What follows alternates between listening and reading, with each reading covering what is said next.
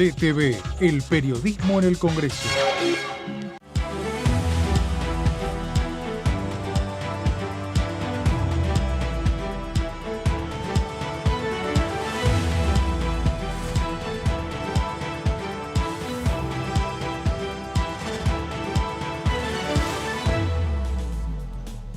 Hola, hola, ¿cómo andan? Bienvenidos, bienvenidas. Estamos en el análisis, no es tercera edición, en un rato nos vamos a volver a encontrar, pero estamos para pasar esta tarde con ustedes un ratito analizando cómo son las actividades del Congreso de la Nación, cuáles son los debates que quedan pendientes y también, bueno, en este contexto electoral, cuáles son las expectativas después de las elecciones del domingo en relación a la conformación del Congreso, que es lo que a nosotros nos interesa y nos ocupa, porque va a haber que hacer varios cálculos el 13 a las 9:30 de la noche cuando empecemos a ver los resultados respecto a cómo se van a conformar las bancadas, las 130 bancadas que están en juego para las elecciones que se van a concretar en octubre. Le doy la bienvenida a mis colegas y compañeros. ¿Cómo andan? Marcos Giorgetti, tanto tiempo. ¿Cómo estás, Aman? Y Laura Serra también, hace mucho que no compartimos. Es cierto. Hoy con el rojo furibundo. Bien, hay que levantar con mucha energía. Tenemos buena combinación de colores. Estamos todos así, con pose.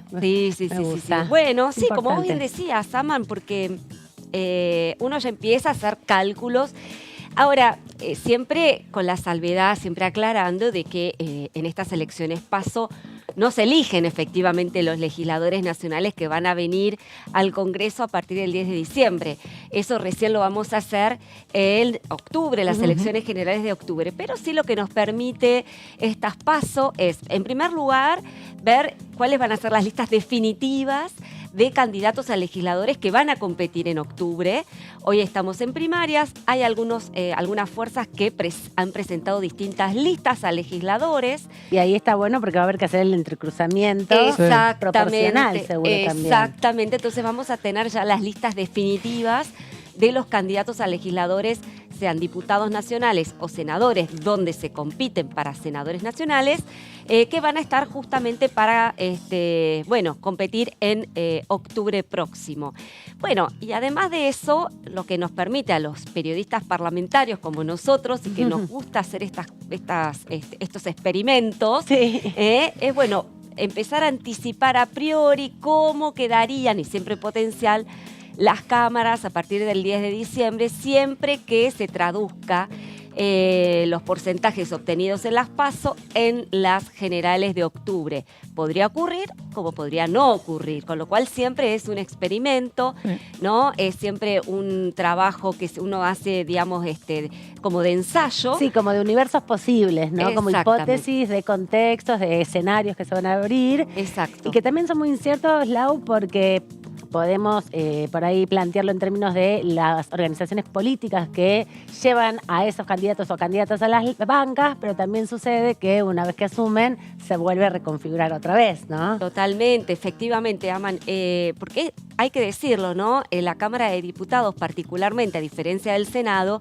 es una Cámara muy dinámica en cuanto a su funcionamiento, porque, por supuesto, porque tiene más cantidad de miembros, porque hay más bloques presentes. En el Senado, por ejemplo, no hay libertarios y no va a haber libertarios. Tampoco es muy de la difícil. izquierda, por ejemplo. Tampoco hay gente de la izquierda. En cambio, diputados tiene una conformación más variopinta, entonces, digamos, el juego de alianzas es muchísimo más amplio que en el Senado. Entonces, justamente lo que vamos a tener el día domingo, lunes, una vez que tengamos las definiciones de los resultados, es empezar a jugar, ¿no?, con las posibles alianzas que podrían hacer los candidatos si resultaran electos a partir de octubre, diciembre próximo. Pero también diría más. A ver.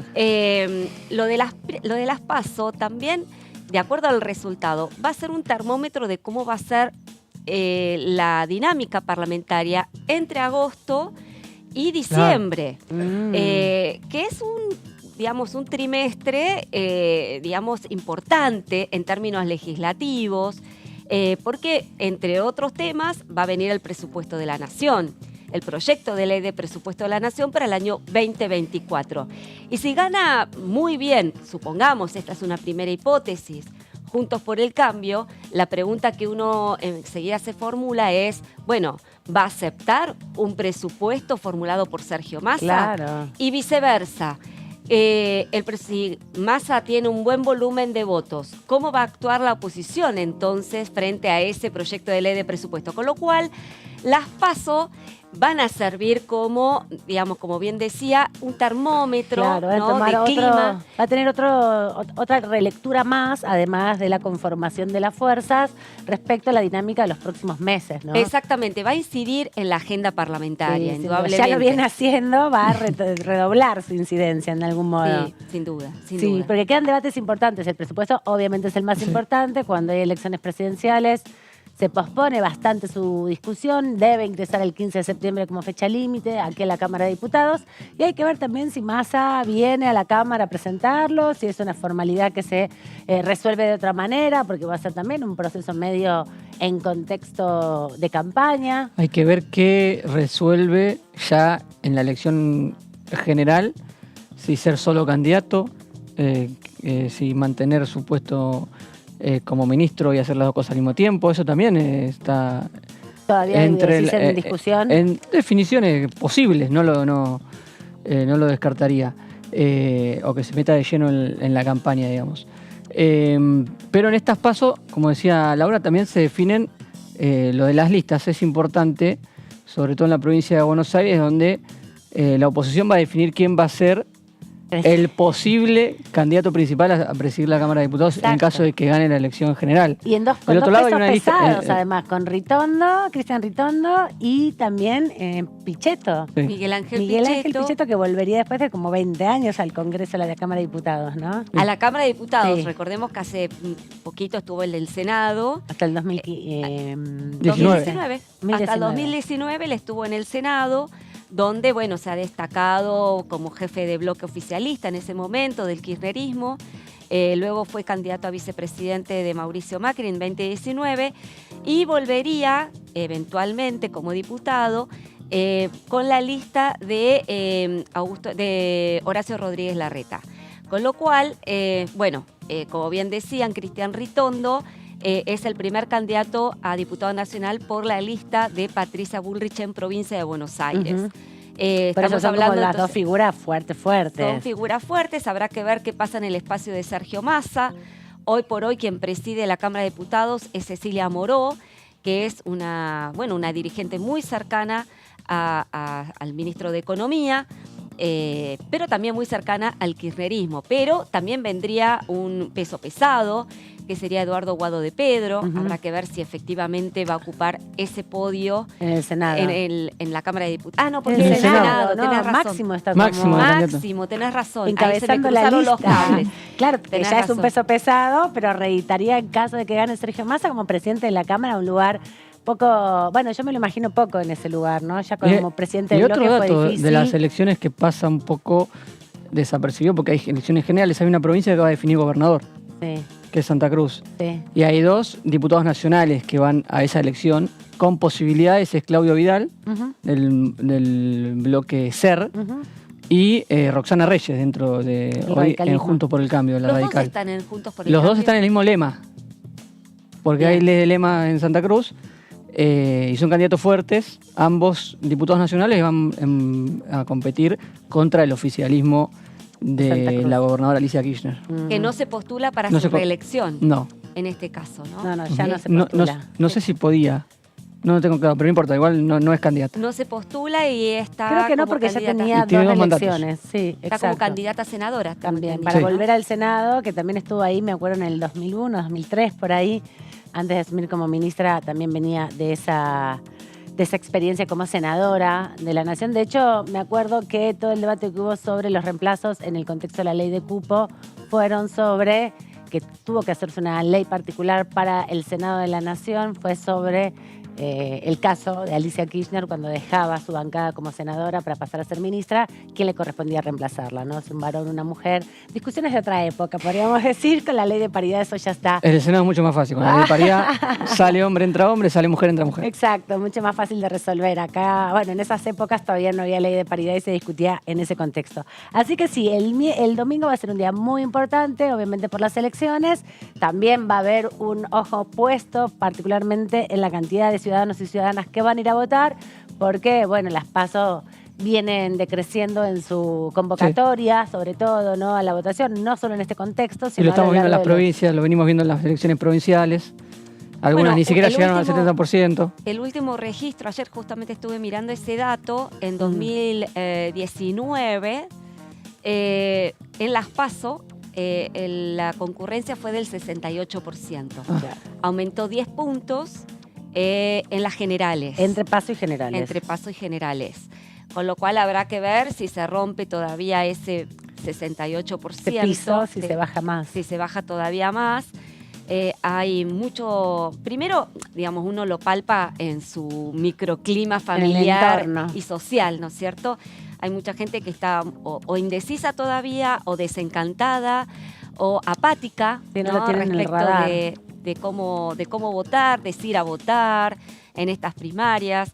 Hay mucha también desinformación sobre cómo se vota, qué se vota, sobre todo en Capital Federal, donde, bueno, hay Claro. que recordar, es una elección concurrente y esto implica que, bueno, se van a combinar dos sistemas de votación, Ujú. ¿no? El sistema por voto electrónico para los que son las autoridades locales, es decir, jefe y vicejefe, no, jefe de gobierno y legisladores Locales, porteños, sí. mientras que con la tradicional lista sábana Ujú. se van a votar los cargos nacionales, ¿no? Presidente y vice. Diputados en este caso, porque senadores no le corresponde. No a le la corresponde, Cava. pero sí diputados del Parla Claro, Sur. diputados del Parla Sur. Exacto, legisladores del Parla Sur. Que también eso sí. ahí los diputados o legisladores del Parla Sur hay dos categorías. Uno, el Distrito Nacional, que va pegadito, digamos, a la boleta de presidente y vice, y otro que es el distrital, ¿no?, que va Exacto. pegada al de jefa de gobierno en este caso. Porque vamos a tener esas dos boletas pegaditas y, bueno, después vienen los senadores en caso que haya senadores, diputados nacionales. Ustedes votan en capital, ¿no? gobernador. Yo en Sí. provincia, Vos en provincia. en provincia de Buenos Aires. Yo en sí. Capital. Laura, ¿estuviste mirando el La sistema, cómo iba a ser, o La verdad vas a que descubrirlo no, el día? Lo vamos a descubrir. No, estuve mirando un poquito, pero ya tuvimos una experiencia Claro. en 2015, creo que fue. Ujú. La verdad es bastante sencillo, pero ya las autoridades electorales están alertando de que podría haber demoras, porque evidentemente, como todo nuevo sistema, puede generar algún tipo de inconveniente o de gente que no sabe o que tiene dudas o que se extiende más tiempo de lo recomendado frente a la máquina. Claro. Y eso genera bastante preocupación en las autoridades electorales por cuanto, hay una fecha de inicio y una hora de inicio y una hora de final del comicio. De 8 a 18. Exactamente, de 8 a 18. Por lo tanto, si se demoran demasiado los votantes a la hora de emitir su sufragio, puede demorar toda la secuencia del voto. Y además puede pasar también, Laura, que muchos desestimen participar en la votación de la ciudad, por ejemplo, si hay mucha demora en el voto electrónico. No digan, bueno, como es paso, Esto no, no voto ahora, voto la próxima. Esto También no sé puede haber si- una situación dispar, porque cuando agarras la papeleta de última, está todo el papel junto y lo metes y listo, ¿no? Esto se me ocurre ahora y no lo escuché en ningún lado. Al ser concurrente, digamos, la Sí. primera vez que sucede y tener otro sistema de votación, ¿puede ser que los datos de ciudad estén antes que los datos de las elecciones generales? ¿O van Puede a...? ser. Porque eso te puede dar una tendencia de cómo fue en ciudad por lo menos. Bueno, El tema es si se extiende demasiado, o sea, por ley no se podría modificar el horario de cierre de Los plazos, No, de la votación. sí. Es decir, tendría que terminar a las 18, pero en los hechos finalmente se extiende un poquito más. Sí. Porque, hay gente haciendo fila todavía y obviamente la persona que ya está en la escuela haciendo fila se la deja claro, votar. por supuesto. Entonces, quizás en lugar de terminar a las 6, termina a las 7 y entonces ya quizás eso demore la carga. Lo que no estoy segura, y eso es una buena pregunta, voy a llevarla a preguntar ahí a los organismos competentes, es si puede empezar a darse a conocer los resultados de Capital digamos, Antes que los nacionales. Antes que los nacionales o no. Lo que me había llegado de información hace más o menos un mes atrás, se hicieron una serie de capacitaciones desde el Ministerio del Interior sobre los sistemas de votación y sobre el despliegue, ¿no? No tengo refrescado los números, pero sí recuerdo que lo que ponían sobre la mesa es que se distribuyeron mayor cantidad de kits de transmisión de información. Lo que apuestan es que una vez que se saca la foto al acta de cada una de las mesas, esa carga sea automática a través de un software y que permita entonces, muy poco tiempo después del cierre de las urnas, a las 9:30 de la noche se está planteando que va a ser el momento donde se van a dar de conocer los números, ¿no? Porque se amplió el universo de escuelas que van a tener el sistema, el kit electrónico para el traspaso de la información. Me parece que eso también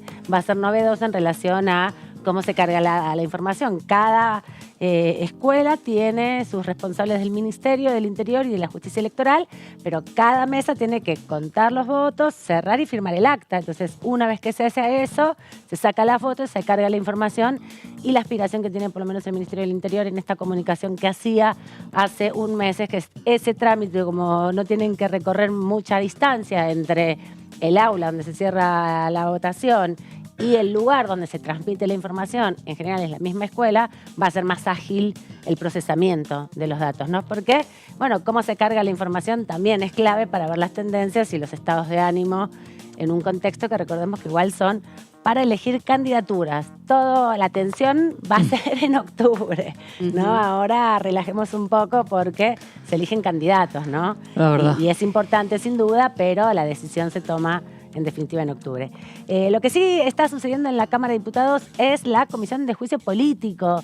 Vino reuniéndose, se reunió de hecho esta semana, una reunión muy corta que fue solamente del oficialismo y que tomaron algunas definiciones importantes. Laura, ¿nos haces una síntesis de cómo viene el debate? ¿Cómo no, Aman? Por supuesto que sí. Porque hay que seguirlo así como pie juntillas porque te perdés en toda la maraña de información que tiene. Bueno, pero como bien reza el título de este programa, el análisis, entonces vamos a analizar con eso.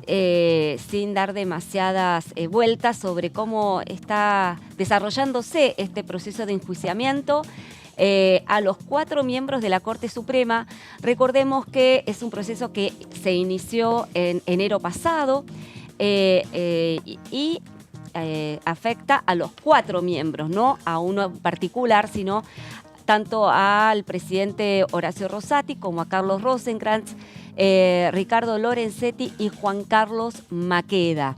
En este momento en particular, la comisión está abocándose a un fallo en particular de la Corte Suprema que tiene que ver con el fallo sobre coparticipación a la ciudad de Buenos Aires. Vamos a hacer una breve introducción a este tema para que la gente nos siga bien, para que entienda justamente qué es lo que pasó el martes pasado en la comisión. ¿Qué es lo que está discutiendo, qué es lo que se está analizando en la Comisión de Juicio Político? Básicamente, el fallo por el cual se dispuso que la Nación le devuelva a la ciudad de Buenos Aires recursos coparticipables que le había detraído justamente la Nación a la ciudad en 2020, durante la pandemia, Fue el ¿no? traspaso de la Policía Federal. Sí, exactamente. Fue muy cuestionado esto por parte del gobierno de la ciudad. Fueron miles de millones de pesos que inmediatamente se trasladaron por disposición del gobierno nacional a la provincia de Buenos Aires. Esto generó que Horacio Rodríguez Larreta, jefe de gobierno porteño, planteara esta cuestión en la justicia, y así es como llegó a la Corte Suprema. La Corte Suprema le dio la razón a Horacio Rodríguez Larreta, al gobierno de Horacio Rodríguez Larreta, porque la la Corte dispuso que a partir de ahora la ciudad reciba un 2,95% de los recursos coparticipables. Recordemos siempre, Sí. es una medida cautelar. No se resolvió sobre el fondo de la situación. Eso va a ocurrir en algún momento cuando la Corte Así lo disponga. Pero lo cierto es que ya la Corte ha dispuesto una medida que el Gobierno Nacional no está cumpliendo, porque sigue habiendo estos cruces y estos conflictos entre la Nación y la ciudad de Buenos Aires. Entonces, hecho esta presentación, este preámbulo, vamos entonces, ¿qué es lo que pasó el martes? El martes el oficialismo había citado a cuatro testigos, 3 de ellos funcionarios y exfuncionarios del gobierno de la Ciudad de Buenos Aires y uno funcionario de la Corte Suprema. El martes no vino ninguno de esos 4 testigos y tampoco se hizo presente la delegación opositora de la Comisión de Juicio Político. Y esto de alguna manera fue un traspié importante para el oficialismo porque no pudo avanzar en la investigación de este fallo. Entonces, hubo un cruce allí entre oficialistas sobre, lo que debería hacerse en esta situación. La oposición venía participando de todos los encuentros anteriores, pero también presentó una nota, ¿no? Diciendo por qué no quería presentarse, cuestionando en cierto sentido también la situación, ¿no? Exactamente. Vamos a la placa número 2. Ay, me Vamos adelanté. No, está perfecto porque justamente me diste el pie para comentar quiénes son los testigos que no vinieron. Vamos a recordarlo rápidamente. Marcelo D'Alessandro, quien fue ministro de Seguridad y de Justicia del gobierno porteño. Ignacio Maíquez, juez de la Cámara de Apelaciones en lo Penal Juvenil Contravencional de la Ciudad de Buenos Aires. Gabriel María Astarloa, procurador general de la ciudad. Y por último, Miguel Federico de Lorenzo, funcionario de la Secretaría de Jurisprudencia de la Corte Suprema. Aquí, sobre estos testigos, habría que poner la lupa en uno de ellos en particular, Marcelo D'Alessandro. Ya lo hemos comentado varias veces, pero vale la pena reiterarlo. ¿Por qué es importante Marcelo D'Alessandro? Porque el oficialismo sostiene que este exfuncionario renunció en marzo pasado, habría sido de alguna manera el que negoció con Silvio Robles, quien es la mano derecha del presidente de la Corte Suprema, los distintos aspectos del fallo que emitió finalmente la Corte en diciembre en favor de la Ciudad de Buenos Aires. ¿En qué se basan el oficialismo para denunciar tal cosa? En una serie de chats que compartieron, o habrían compartido, mejor dicho, D'Alessandro con Silvio Robles. Entonces, a partir de esos chats, el oficialismo dice, acá hubo connivencia o tráfico de influencias. Claro, los chats se publicaron a fines del año pasado, a principios de este año, en medios de comunicación. No son no es que uno de los funcionarios lo mostró, sino que son una filtración que también es cuestionado el origen de esos chats. Y lo que dice el oficialismo dice, más allá del origen, lo que dicen los chats es que estas personas se conocían de algún modo, intercambiaban cierta familiaridad también, porque no solo pasaban información que pueden... no corresponde porque una de las partes estaba definiendo, ¿no? La parte del debate judicial. Exacto. Eso es lo que se cuestiona. En medio de que la justicia tiene que definir, no puede hablar con una de las partes. No es ético, en definitiva. El tema es que ahí es cuando Silvio Robles desconoce la existencia siquiera de esos chats. La existencia de los chats y a Marcelo D'Alessandro. Y conocer también. a Marcelo D'Alessandro. O sea, Sí, él dijo que no contestó cuando le preguntaron si lo conocía. Pero no dijo que lo desconocía. Dijo que él no quiso responder. No quiso responder por eso. No quiso responder No al dijo respecto. si conocía o no a Marcelo D'Alessandro. Recordemos entonces que Silvio Robles ya había estado en la comisión, ya vamos a contar un poquito su actuación en la comisión, pero lo cierto es que este es el motivo por la cual el oficialismo quiere hacer hincapié, ¿no? Claro. Tratar de demostrar la connivencia entre la Corte y el gobierno porteño. Dice que este fallo justamente es un fallo parcial y en favor de una fuerza de oposición, ¿no? Vamos a la tercera placa, por favor. ¿Qué dijo Juntos por el Cambio? ¿Por qué o qué adujo Juntos por el Cambio para no ir a la reunión del martes pasado? Emitió una nota, dictó una nota, se la dirigió a Carolina Gaillar, que es presidenta de la comisión, y dijo que, se utilizó una maniobra burda, y cito textualmente, estas citaciones sobre la hora. ¿Por qué dice citaciones sobre la hora? Porque 3 de los 4 testigos fueron citados el lunes por la tarde, con lo cual, a juicio de lo que justamente dice Juntos por el Cambio, no se respetaron los plazos mínimos y razonables que deben ser observados frente a cualquier citación de testigos en sede judicial. Y también, por supuesto, en el marco del procedimiento de juicio político, intentando así impedir el trabajo del resto de los miembros de la comisión, y ellos de alguna manera también dicen lo que vos decías, Aman, aquellos que justamente han estado presentes en cada una de las reuniones de la Comisión de Juicio Político, no porque estén a favor del juicio político, ni mucho menos, todo lo contrario, sino para tratar de controlar la legalidad de los procedimientos que se están llevando adelante allí en una comisión donde el oficialismo, recordemos siempre, tiene mayoría propia. Así que bueno, con ese argumento, Juntos por el Cambio dijo no vamos a participar. Fue la primera vez en la cual hubo un faltazo ya completo, masivo de Juntos por el Cambio. Sí, y esto porque es significativo, porque hasta ahora habían planteado en algún otro momento también las irregularidades. De hecho, no es la primera nota que presentan, pero sí la primera vez que no va nadie. Exacto, y yo lo decía la vez pasada. Me da la impresión de que esta reunión puede marcar una bisagra en las reuniones que de ahora en adelante se lleven adelante en la Comisión de Juicio Político, porque indudablemente los testigos hoy por hoy podrían no venir eventualmente, aduciendo distintas causas. Habrá que ver si la oposición sigue viniendo, habrá que ver justamente también el resultado de las PASO, ¿no? Exacto, que eso también va a ser clave. A ver qué fortaleza le da o no. Pero sigamos un poco con cómo fue la reunión del martes pasado, en la placa número 4, reacción del oficialismo. El oficialismo envió una nota a la Corte Suprema ante el faltazo de los testigos. También le envió una nota a la Corte Suprema en la cual le insta a los 4 miembros a que sancione de manera disciplinaria a Silvio Robles. ¿Por qué? ¿Por qué pide que se lo sancione a Silvio Robles? Porque Silvio Robles, cuando estuvo en la Comisión de Juicio Político hace ya 2 semanas, 10 días, Silvio Robles mantuvo una actitud reticente. De hecho, el oficialismo dijo, estamos frente a un testigo reticente que no quiso responder prácticamente a ninguna de las preguntas que se le formularon. Entonces, y sostuvieron además que esa reticencia que planteó Robles fue de alguna manera arbitraria.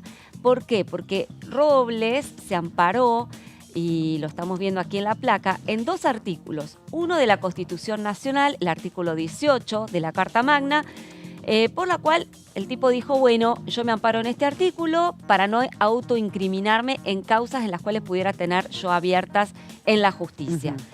Como Tonón, digamos, que había dicho antes Tonón, algo parecido, y la primera vez que lo habíamos escuchado había sido con él, que también había usado mucho. Asesorado por su abogado en la comisión. In situ. Sí. Exactamente. Y el otro artículo es el artículo 8º del Reglamento de Justicia Nacional, que le impediría a los funcionarios de la justicia dar detalles o responder a preguntas que hacen al funcionamiento de la justicia. A ver, ahí el oficialismo y Carolina Gayar, que me parece que ahí tuvieron un buen punto al señalar que hubo más de 20 testigos que vinieron de la Corte Suprema y que dieron testimonio y no se ampararon en este artículo 8º del reglamento, con lo cual aquí no habría ningún argumento, ninguna excusa para Silvio Robles para responder a las preguntas del oficialismo. O tendríamos más de 20 funcionarios judiciales faltando a ese reglamento,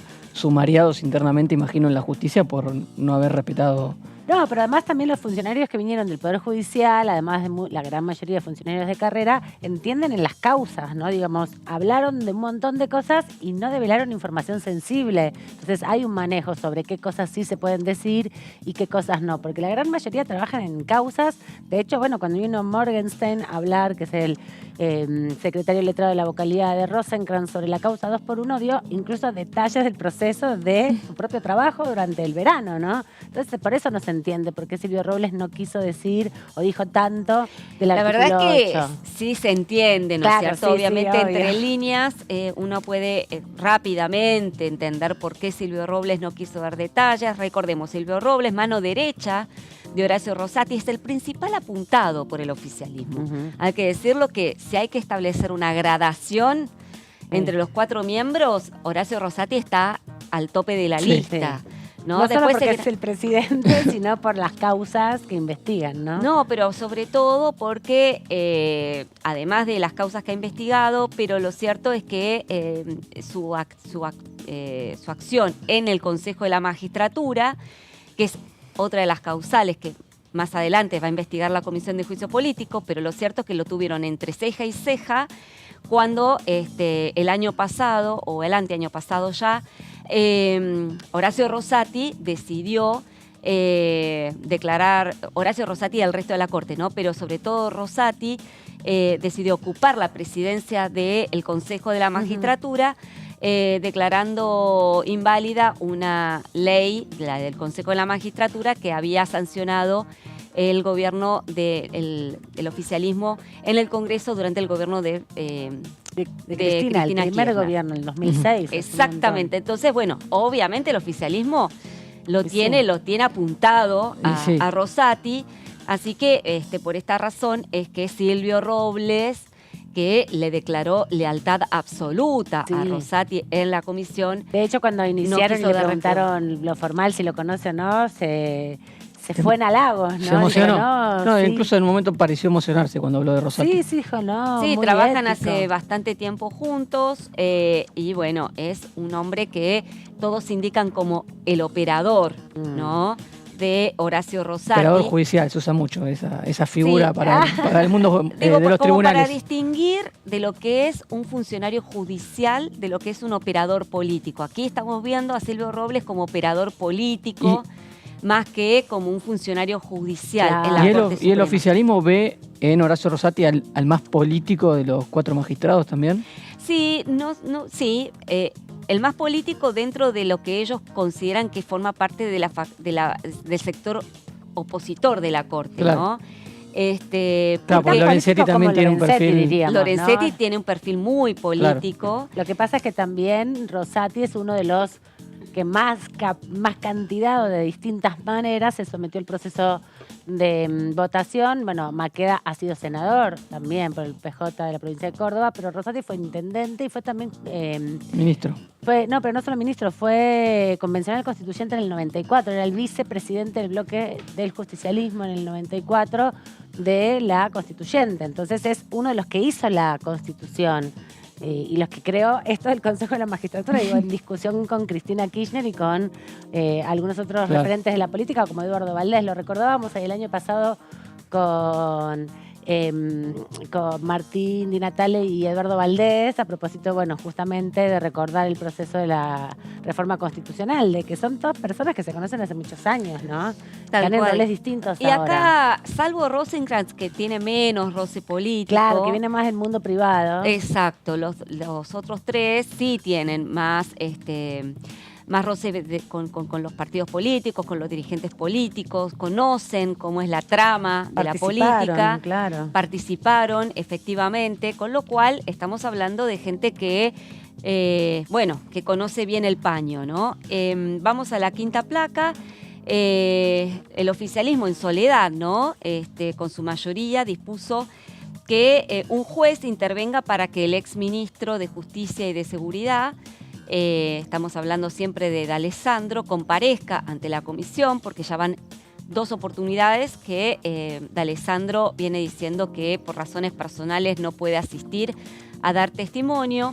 Y también el oficialismo dispuso citar a Juan Bautista Maíquez para que testifique sobre la fiesta de cumpleaños al cual habrían concurrido juntos tanto D'Alessandro como Silvio Robles. A ver, están tratando de buscar todas las posibilidades. Todas las para aristas que conecten de algún modo. con la posibilidad de una connivencia o de una amistad o de algo que les permita a ellos inferir y demostrar de que hubo connivencia entre la Corte y el gobierno de Horacio Rodríguez Larreta, ¿no? Claro. Indudablemente aquí, Amanda, no hay que pecar de ingenuos. Estas citaciones se hacen en un marco electoral. Exacto. Son 3 al menos los testigos que son cercanos a Rodríguez Larreta. Rodríguez Larreta es precandidato presidencial de Juntos por el Cambio. Indudablemente el oficialismo quiso aprovechar Claro. el marco electoral para hacer de alguna manera también no su show, no lo pondría en esos términos, pero sí para tratar de sacar alguna tajada tal vez electoral. Sí, o poner todo sobre la discusión, no dejar de lado este debate que se intenta siempre como mantenerlo puertas adentro del Congreso, sino en este contexto encontrar alguna endija por donde volverlo a la agenda pública, ¿no? Porque como ya llevamos 20 y pico encuentros, es difícil mantener también la atención de la ciudadanía porque son densas las audiencias de testigos, ¿no? Nosotros estamos ahí, nos cansamos, es difícil seguirlo, sacar la información más importante. Entonces es complejo para el oficialismo también retomar, más allá de su ámbito más militante, poner en escena otra vez el juicio político. Me parece que aprovechan estas instancias también para darle un poco de manija. No, bueno, no sabemos todavía cuándo va a ser la próxima comisión, ¿no? Hay que ver qué pasa no hay fecha. el 13 de agosto y cómo se reconfigura el trabajo acá en el Congreso, pero sí están todas estas medidas aprobadas en el contexto de la comisión respecto al informe. Algo que también dijeron, Lau, es que, o lo planteó por lo menos el diputado Tailade, es que quieren incorporar todo este material que se constituyó con el juicio político en el contexto del análisis de la obra social, a las causas que ya existen, que investigan la situación de la obra social como aporte del Congreso a la justicia, ¿no? Sí, igual. No se entiende muy bien en qué contexto, en definitiva, en qué de Sí, qué hay manera. una causa judicial sobre el tema de la obra social del Poder Judicial. Recordemos, hubo ya 2 auditorías, no, mejor dicho, 4 informes de auditoría. La mayoría, 3 de ellas, durante la gestión, o no sé si 2 o 3, ahí estoy, no lo sé bien, pero seguro que 2 durante la gestión de Aldo Tonón y las otras bajo la gestión del actual interventor de la obra social o director de la obra social, que es Mariano Altave. Yo creo, no sé la verdad si se aportaron demasiados testimonios más, pero buena parte de las acusaciones del oficialismo en esta causa en particular tiene que ver con esos informes de auditoría en las cuales se insistió mucho en que hubo mucha desprolijidad, muchas irregularidades cometidas, sobre todo durante la gestión de Ricardo Lorenzetti al frente de la Corte Suprema.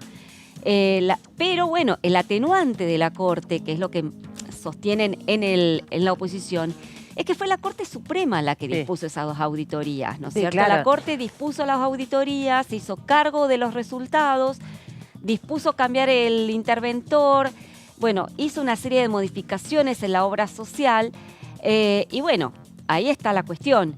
El oficialismo dijo, igual es la responsabilidad de la Corte y apuntan sobre todo a Juan Carlos Maqueda, que era el supervisor, entre comillas, de la obra social.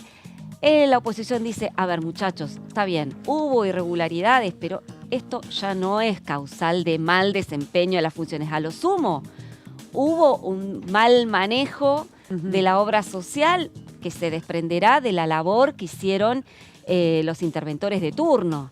Pero de ahí a acusar a la Corte Suprema de mal manejo, y me parece que queda un poco grande. El oficialismo no piensa lo mismo. Exactamente. Vamos a seguir compartiendo con ustedes información que tiene que ver con los proyectos que van ingresando, en este caso a la Cámara de Diputados. Con Lauri estábamos repasando la principal actividad que tiene por estas horas el Congreso, la Cámara de Diputados, que es la Comisión de Juicio Político, pero Marquitos, hay también proyectos que van incorporándose acá a la Cámara. Exactamente. La semana pasada tuvimos una charla muy interesante con Mara Brauer sobre, estaba presentando ese día su proyecto por la eutanasia, derecho a morir o la muerte voluntaria, y se me disparó la inquietud de revisar a ver los proyectos que había presentado. Encontramos en esa misma charla que había más de uno, además del de Mara Brauer. Hay 4 proyectos con estado parlamentario. Yo hice una comparación de los 2 que tenían algunas diferencias y que reunían más firmas, del lado de Juntos por el Cambio y del lado de Unión por la Patria. El primero que analicé y que tengo para compartir es el de Jimena Latorre, radical de Mendoza, que tiene un antecedente en 2020, época plena pandemia, que presentó conjuntamente con Alfredo Cornejo, que hoy es senador y presidente del interbloque Juntos por el Cambio en el Senado, y que seguramente tiene mucha chance de ser gobernador de Vuelve a la Mendoza gobernación. nuevamente.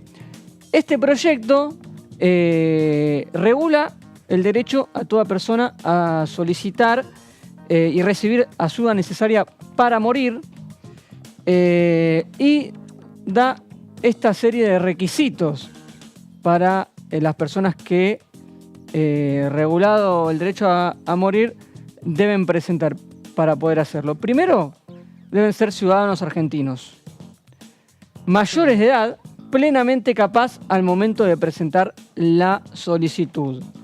2 puntos claves que después los vamos a desarrollar en este proyecto: la mayoría de edad y la capacidad que deben tener Claro. para realizar la solicitud. Claro, que no haya compulsividad, que no te sientas obligado, que nadie te apriete para que firmes Esto es esa solicitud. en los dos proyectos se habla mucho de que esto es una decisión de la persona que lo solicita y no puede estar influenciada ni puede ser una decisión que tomen terceros, como en otras situaciones de salud que a veces los familiares se tienen que hacer cargo de distintas cuestiones. En este caso se regula mucho el tema de la capacidad. Pero además hablábamos de la mayoría de edad, porque el proyecto de Jimena Latorre hay un artículo donde menciona la posibilidad de que los menores de 16, ya a partir de los 16 años se pueda tomar la decisión de tener la asistencia para morir.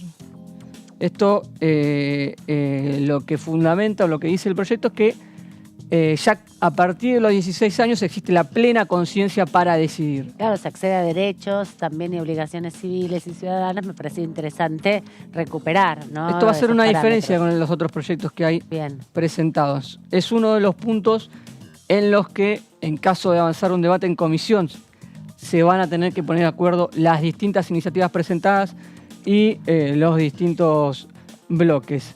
¿Cómo se acciona? Se crea una comisión médica de asistencia y evaluación en cada una de las provincias y en Cava, a donde se van a destinar las solicitudes de aquellos que quieran tener la asistencia para morir. Que va a estar evaluando entonces si Se va- le dan o no le dan la asistencia. Bien, Exacto. no es que es Cada uno de los casos, compulsivo, porque- vos lo pedís y te lo dan igual. No, y porque tiene que haber gravedad suficiente, Irreversibilidad también, me imagino. gravedad suficiente en el padecimiento que está atravesando la persona. La comisión médica se encarga de recibir los pedidos de los pacientes. El presidente de esa comisión médica designa a un médico y a un jurista para que analice el caso y en 2 días debe resolver o realizar una resolución con la solicitud en cuestión. Vamos a la siguiente placa porque es importante también esta definición que da el proyecto de Jimena Latorre. La muerte como consecuencia de la prestación de ayuda para morir tendrá la consideración legal de muerte natural a todos los efectos. Bien. Por esta cuestión, entiendo yo, que el proyecto no pasa por la legislación de legislación penal. Claro. La Comisión de Legislación Penal en el proyecto de Jimena Latorre no tiene giro. Tiene giro a legislación general, Bien. salud y acción pública, Sí. presupuesto y hacienda y derechos humanos y garantías. 4 giros de comisión tiene el proyecto de Jimena Latorre. Me parece interesante porque justamente saca o intenta despejar en algún sentido la preocupación del sistema médico ante las acusaciones posibles, ¿no? Sí. La criminalización de un acto que busca darle dignidad a la muerte a personas que tienen una condición de irreversibilidad ya que no permite pensarse en proyectos de vida, ¿no? Eso Ujú. es lo que intenta también poner en debate en un punto. Exactamente. Y ahora vamos con la discusión que se abre entre los proyectos o las cuestiones en las que son posibles debates que puede darse, porque en general el proyecto tiene una articulación bastante parecida en cuanto a cómo regular la eutanasia. El primer punto importante, nos lo decía también la diputada la semana pasada aquí en el análisis, es que para el proyecto de la diputada Mara Brauer, toda persona, el derecho es para toda persona mayor de 18. Se habla de la mayoría de edad. Los menores de 18 no tienen la posibilidad de recibir asistencia médica para morir de manera voluntaria y eso está terminantemente definido en el articulado. Wow. Ahí hay una diferencia. ¿En dónde poner el límite de edad? La raya que diferencia, en definitiva, la Y posibilidad de reconocer las por lo que nos autonomías. dijo, no era una cuestión menor para su proyecto y no era... Ella no estaría de acuerdo que se baje la edad. según, no sé, Laura, si estamos acá, había quedado tajantemente definido que en su No. proyecto eso no estaba en debate. No, para nada. Dos distinciones distintas hace en cuanto a la eutanasia y la posibilidad de cómo se puede realizar. La eutanasia y el suicidio asistido, es decir, que haya un médico responsable que sea el que aplique el fármaco, la medicina Claro. que produce la muerte, o que sea vía una receta y que sea el propio solicitante el que tome, digamos, el medicamento que produce la muerte. Claro, como Da esas dos posibilidades, adentro. las describe y las regula. Esa es otra diferencia con el proyecto de Jimena La Torre. Y en cuanto a cómo se autorizan las solicitudes, tienen un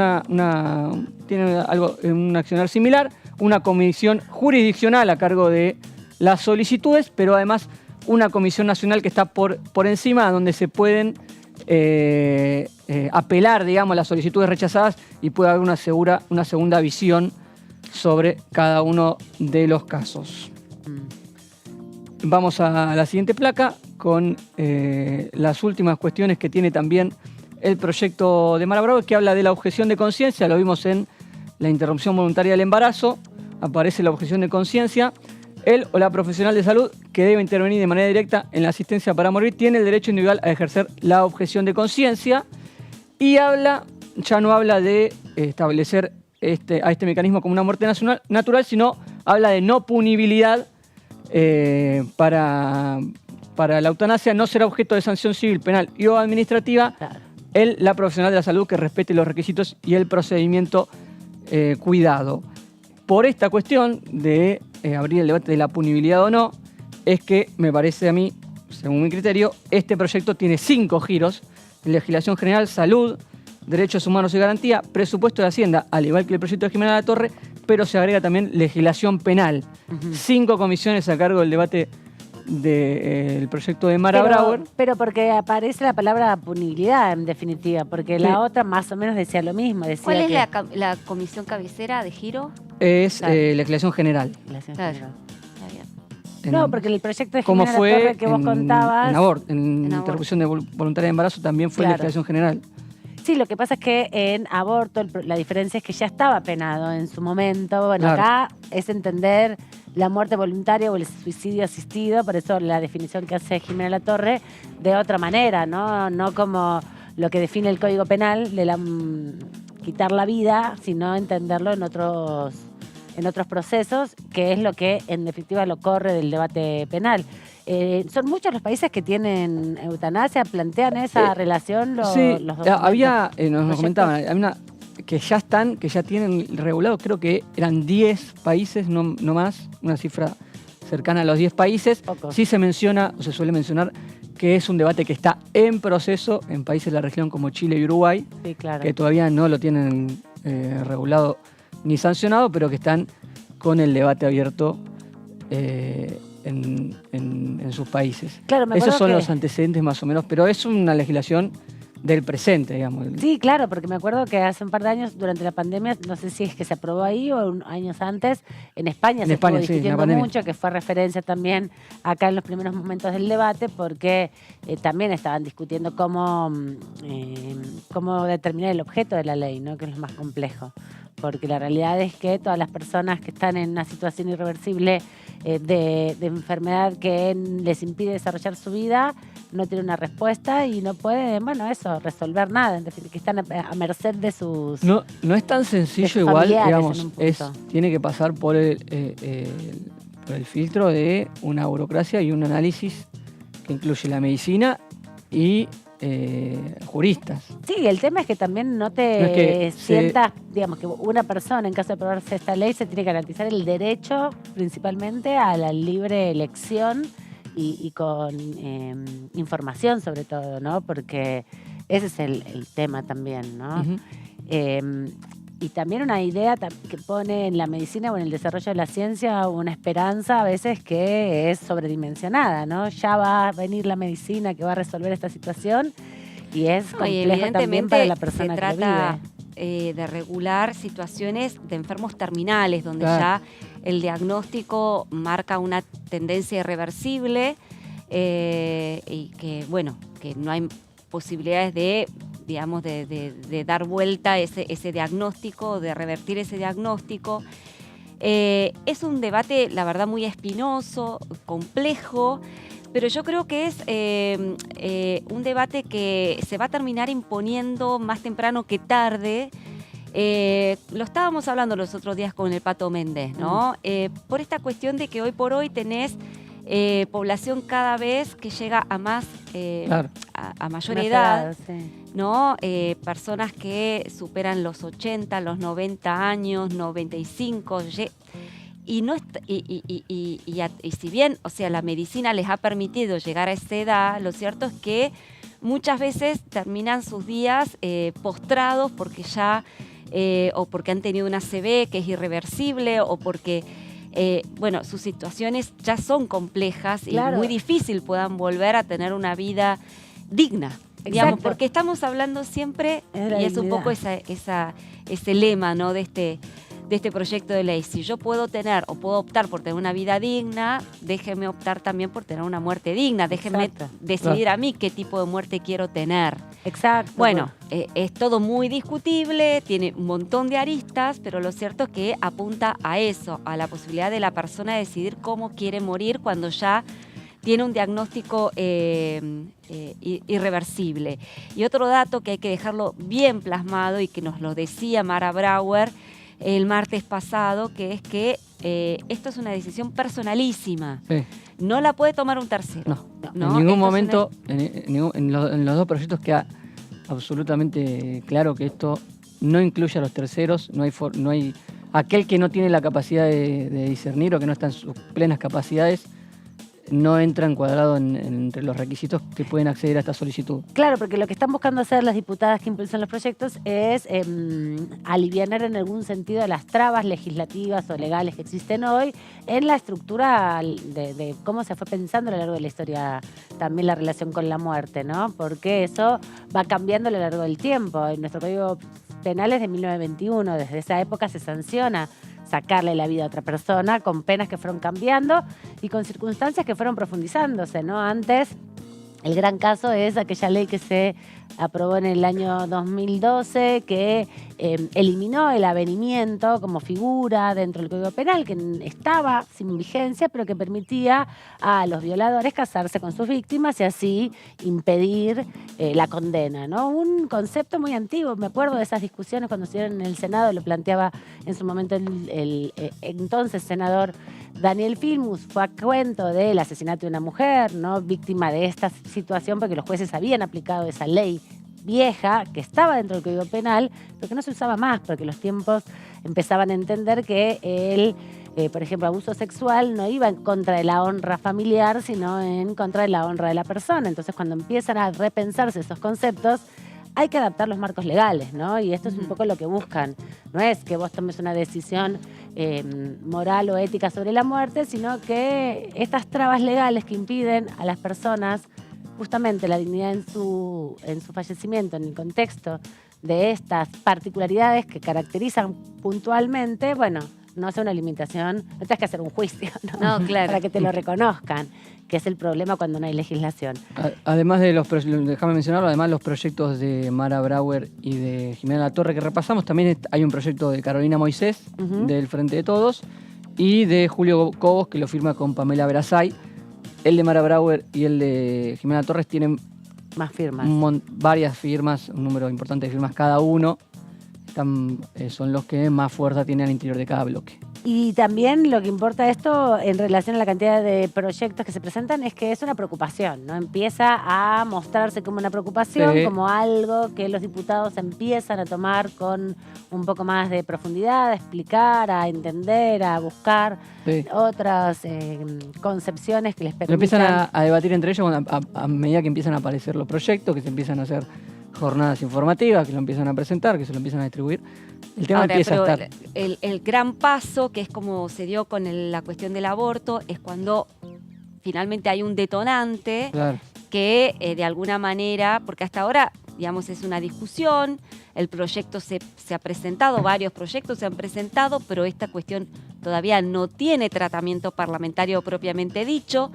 Puede haber reuniones informativas como la hubo durante muchos años, la cuestión de el aborto, pero habitualmente lo que dispara la posibilidad de que efectivamente se realice un debate en las comisiones y esto realmente ya tenga un curso legislativo es algún hecho que finalmente conmueva a los legisladores para tocar el tema, ¿no? Y seguramente si eso llegara a suceder, bueno, veremos cómo en el debate del aborto una discusión transversal, más allá de los límites partidarios, que va a tener a, digamos, simpatizantes del proyecto por un lado y detractores por el otro, seguramente. Conviviendo en los mismos espacios. Exactamente, allí ya se borran las diferencias partidarias y, bueno, ya están a favor o en contra de una causa.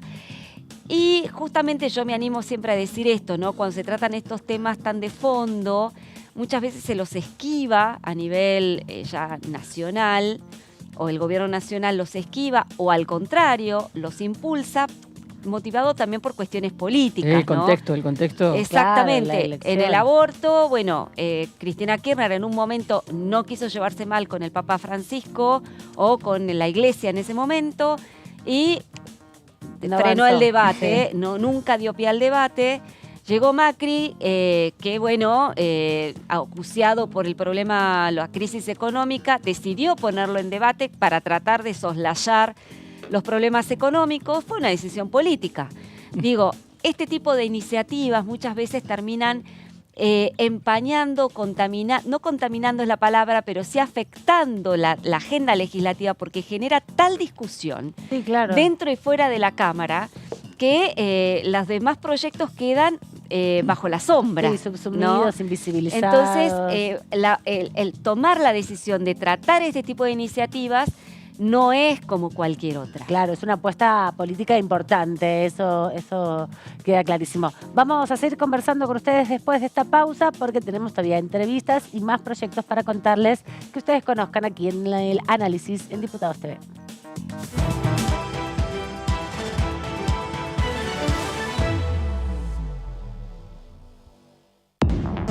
Hola, hola, ¿cómo andan? Bienvenidos, bienvenidas a la tercera edición. Uno plantea la necesidad de declarar lo estratégico y te dicen quieren nacionalizar, nos quieren sacar el petróleo, el litio. La verdad que es una vergüenza. Lo digo porque he tenido que discutir con representantes de algunas provincias, del sector minero en particular, que llevaban adelante ese discurso y que no aporta al debate. Yo creo que debe ser declarado un recurso estratégico, que lo es.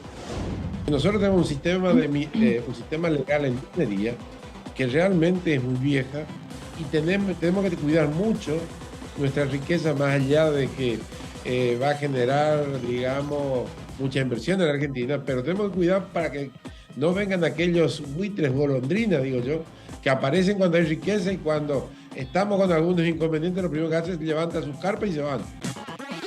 DTV, tercera edición, de lunes a viernes.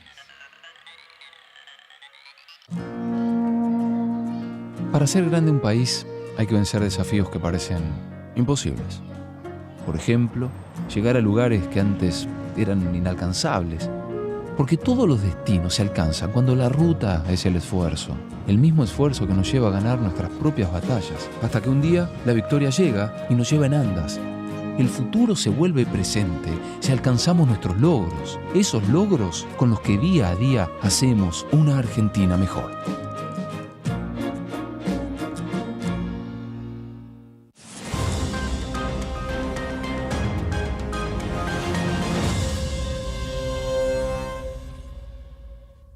Cada hora que pasa, en el mundo mueren 40 bebés por falta de agua potable. Las enfermedades que causa el consumo de agua contaminada ponen en peligro sus vidas. Con tu ayuda podemos salvarlos con una solución simple. Estas pastillas potabilizadoras ayudan a prevenir enfermedades y brindar la higiene necesaria para salvar a estos bebés. Por favor, dona ahora en unicef.org.ar/agua o llama al 0810-333-6555. Juntos podemos sacarlos del peligro. Comenzaron las clases y está todo listo. Las ganas de aprender y ganas de enseñar. Yo también estoy lista. Estoy listo para hacer nuevos amigos y amigas. Estoy lista para ponerme en el lugar de los demás. Estoy listo para decir no a los apodos ofensivos y a decir que no cuando algo no me gusta. Estamos listos y listas para decir Bullying. en mi aula. No tenés lugar. Argentina contra el bullying.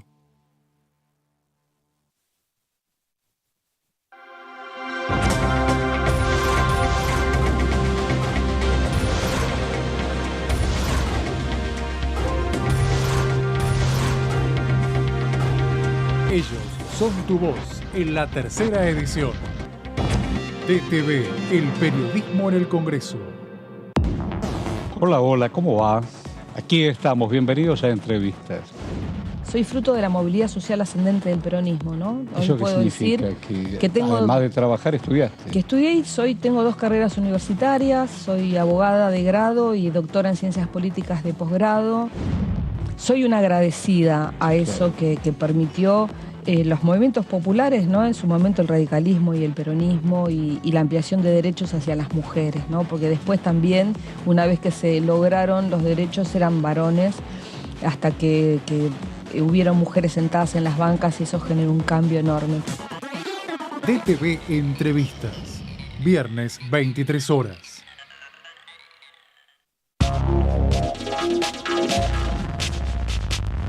DTV es información, diálogo, análisis. DTV es federalismo, pluralidad de voces, libertad de expresión. DTV es todo lo que un país en democracia tiene que ser. DTV es tu voz en el Congreso. Este 2023 seguí eligiéndonos. DTV, el periodismo en el Congreso. Este es el gasoducto Presidente Néstor Kirchner, una obra de escala mundial realizada en tiempo récord, que unirá la energía de Vaca Muerta con todo el país. Innovaciones, tecnología, cientos de kilómetros de acero y miles de trabajadoras y trabajadores. Esta megaestructura alimentará la llama del país, uniéndonos con nuestros seres queridos, acelerando la economía, ahorrando divisas, con desarrollo, con federalismo, con soberanía y orgullo. Gasoducto Presidente Néstor Kirchner. Mueve energía, mueve al país.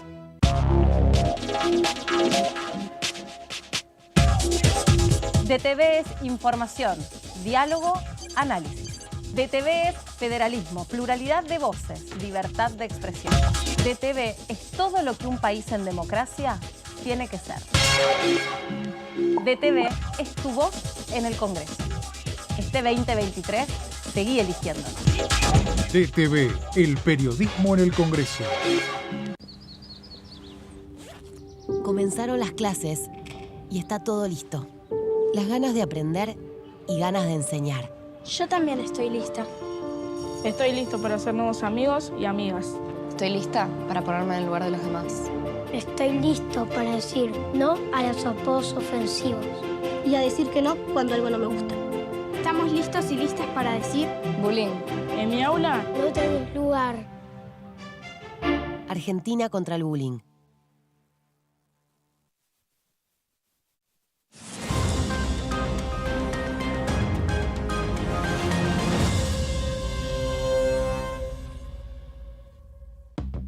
Alcanzamos el Producto Bruto Interno más alto de los últimos 5 años, con un crecimiento del 5% en 2022. Y detrás de ese dato, seguimos creando empleo en cada rincón de la Argentina.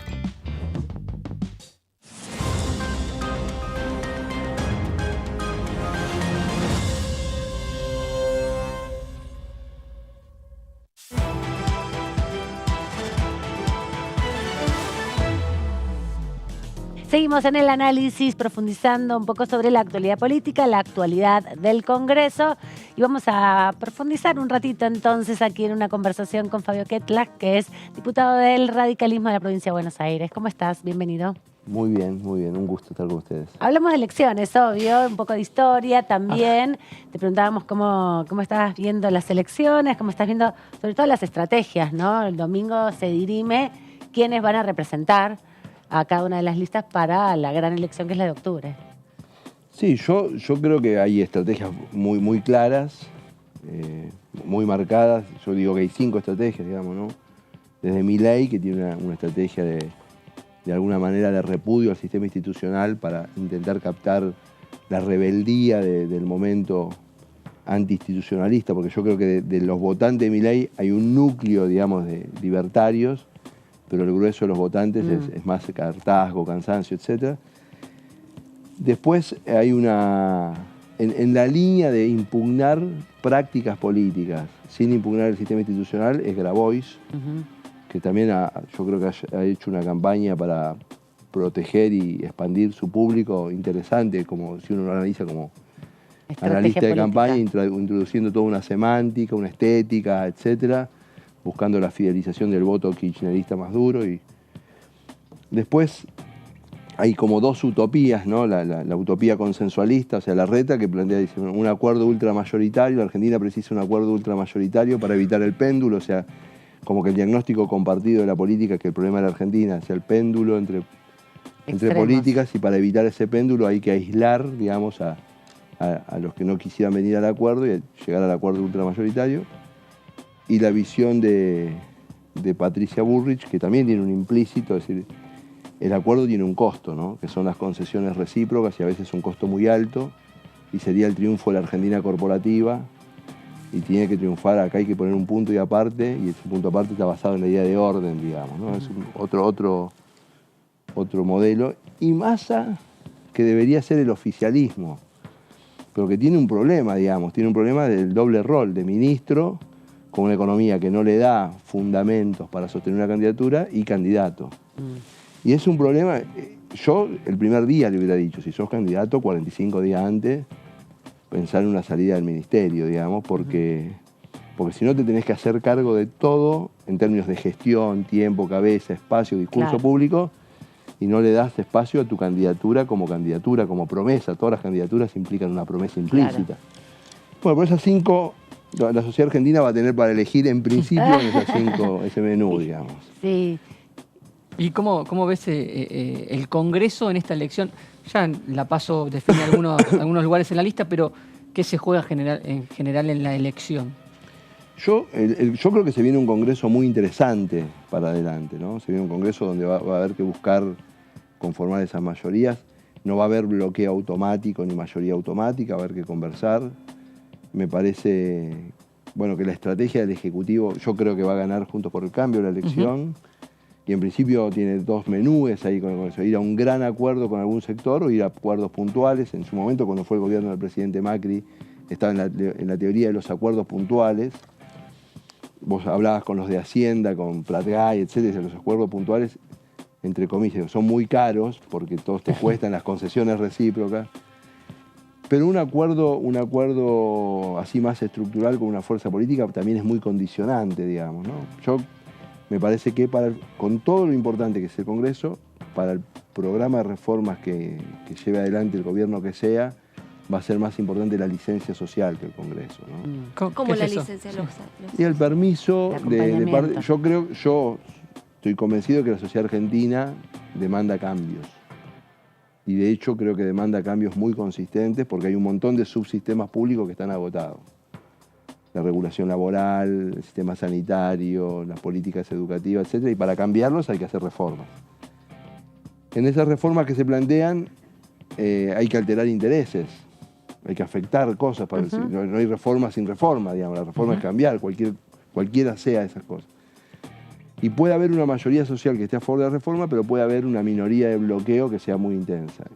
Yo soy de los que creen que en tanto la mayoría acompañe al Ejecutivo porque tiene una perspectiva de resolución de los problemas, porque se ve un objetivo noble, porque la política es planteada de manera transparente, porque el discurso público de defensa de esa política es consistente, etc., la mayoría en el Congreso se va a poder construir.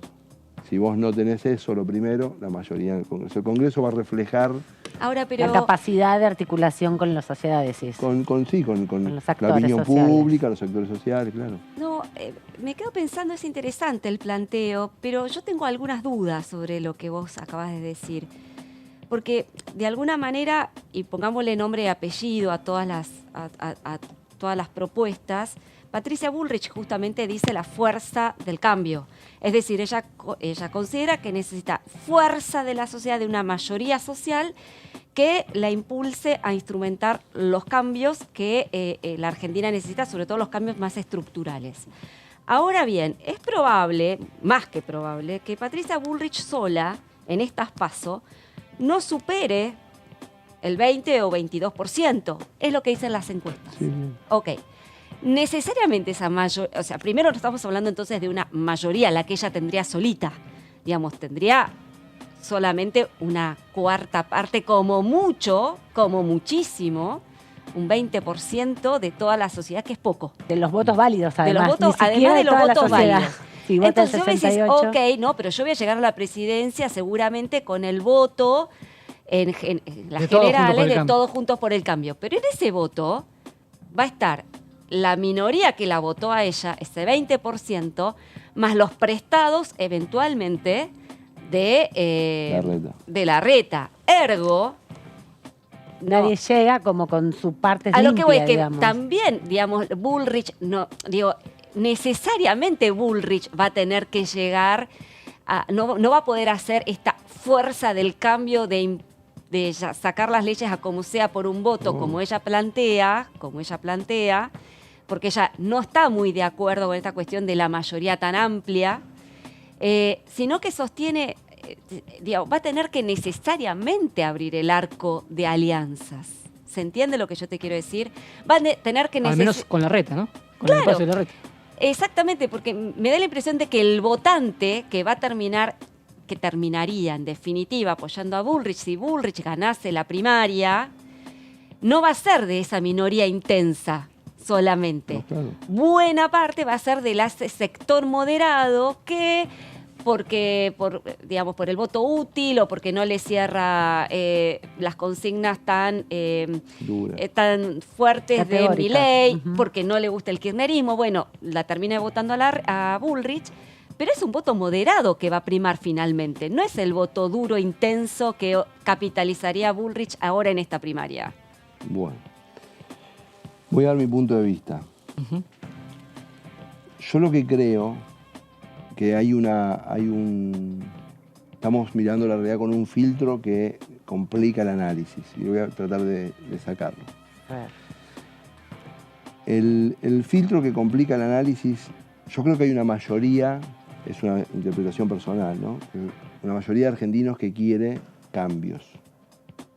Hay diferencias metodológicas, en posiciones, en la semántica, en la expresión, emocionales, etcétera, pero hay una mayoría, la gente que vota a Larreta también quiere cambios, inclusive diría que la gente que vota a Milei quiere cambios, y probablemente hasta haya gente del kirchnerismo que quiere cambios, pero no porque el cambio sea bueno en sí, sino porque en Argentina hay cosas que no están funcionando. Si vos egresan del secundario 1.6 chicos sobre 10 que se inscribieron al primario, vos precisás que hacer cambios, pero no porque seas un enamorado del cambio, sino porque no vas a ningún lado. Si tenés 140% de inflación, tenés que hacer cambio en la política monetaria. Yo creo que hay una mayoría social a favor del cambio. Y la pregunta, podría decir lo mismo en torno a que hay una mayoría social a favor de los acuerdos. La mayoría de los argentinos no son beligerantes, son gente normal que quiere llegar a un cambio a través de un acuerdo. O sea que esas dos cosas yo no las pondría en discusión, de que la mayoría quiere cambios y que la mayoría quiere acuerdos. La pregunta del millón es: ¿acuerdos para qué?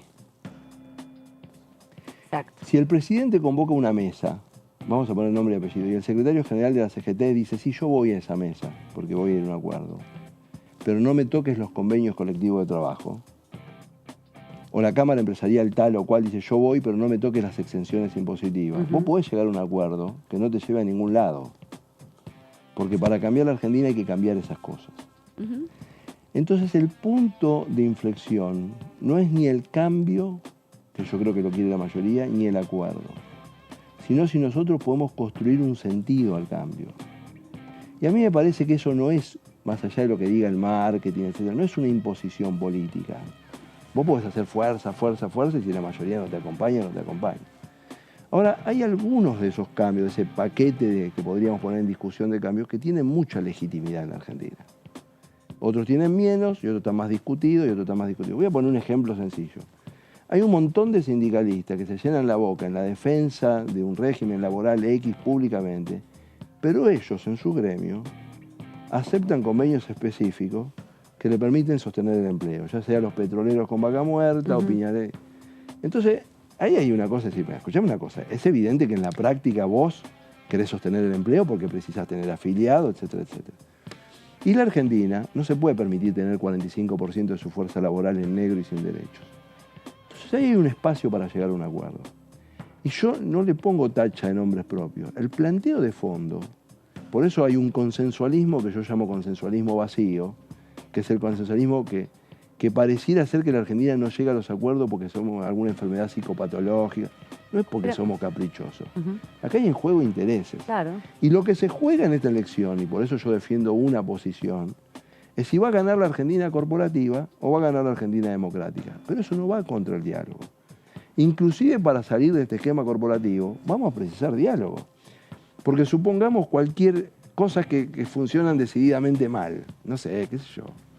Que la Argentina tiene la mitad de las provincias pro-minera y la mitad de las provincias antiminera, ¿no? Sí. Y quisiéramos llegar a una serie de licencias. Bajando una palanca no lo vamos a lograr. O sea, nos tendremos que sentar en algún lugar. Sí, a veces sentándose tampoco pueden llegar a acuerdos. A veces también sentándose no se pueden llegar a acuerdos. Exactamente. ¿No?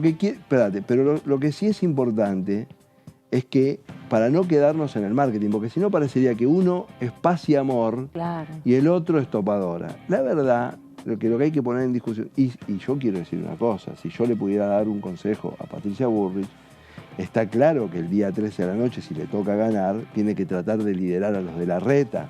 No solo que la voten, no te voy a decir que la quieran, pero por lo menos liderarla en el sentido de que ella es la conductora de un proceso político que tenga sentido. Entonces me estás diciendo de alguna manera lo que yo también estoy diciendo. O sea que, a ver, estoy de acuerdo.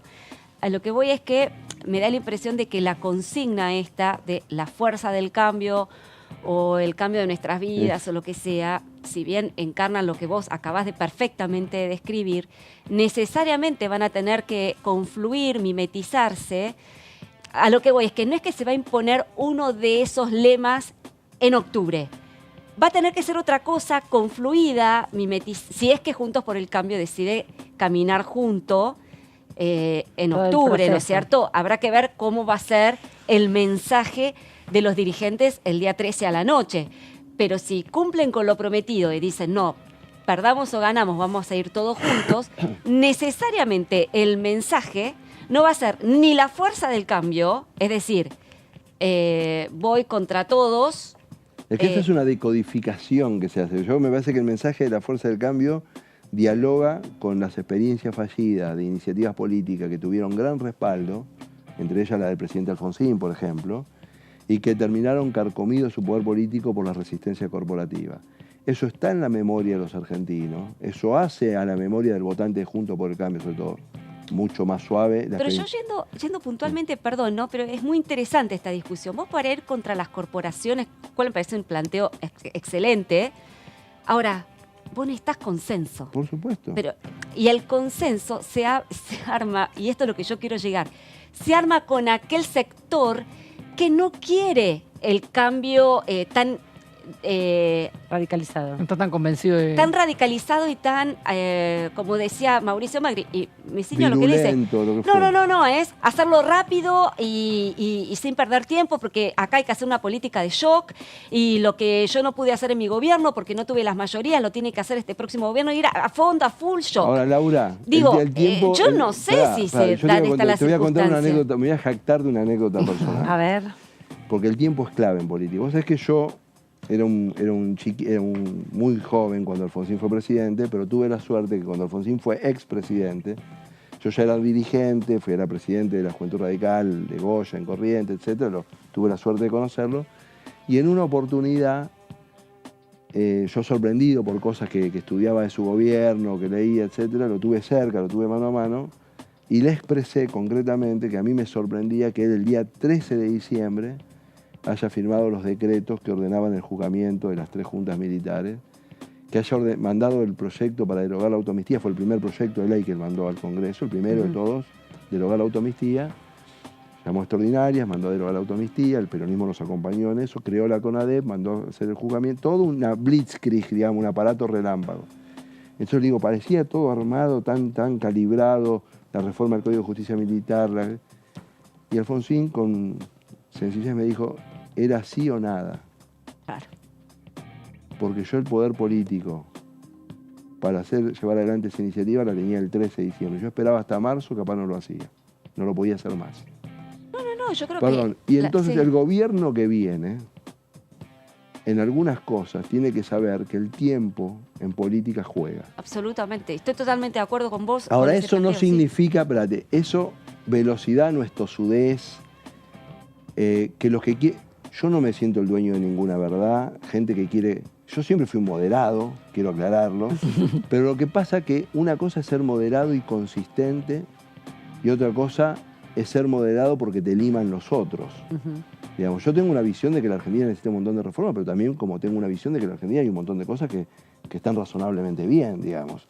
Entonces, ahora, lo que sí hay que ser claro es que la Argentina corporativa tiene una capacidad de resiliencia fenomenal. De acuerdo. Entonces vos es una pelea de 15 rounds. Y los señores que defienden intereses corporativos, saben, están financiados, ellos son el poder permanente de la Argentina. Y un poco el descreimiento con la democracia termina siendo un descreimiento frente a representantes públicos que no logran en la Argentina construir, creo, lo que sería, le voy a poner palabras difíciles, pero un sueño de muchos argentinos, un capitalismo de reglas. Digamos, que se pueda competir, que haya un tipo de cambio, o que sea racional un tipo de cambio, que el Banco Central funcione razonablemente bien, que la política fiscal sea razonable. Y nos cuesta construir un capitalismo de reglas porque un montón de sectores corporativos, cuando llega el momento, tienen una capacidad de bloqueo fenomenal. Justamente en ese sentido te quería preguntar, vos hablabas de los sectores corporativos, nombraste a los sindicatos, te quiero preguntar sobre las corporaciones también empresarias, ¿no? Porque, por ejemplo, algo que muchos diputados impulsan fuertemente son reformas impositivas que tienen sus limitaciones también, porque el sistema argentino se financia con el aporte de todos a través de los impuestos. Además del federalismo, ¿no? Que le da autonomía a las provincias para autofinanciarse también.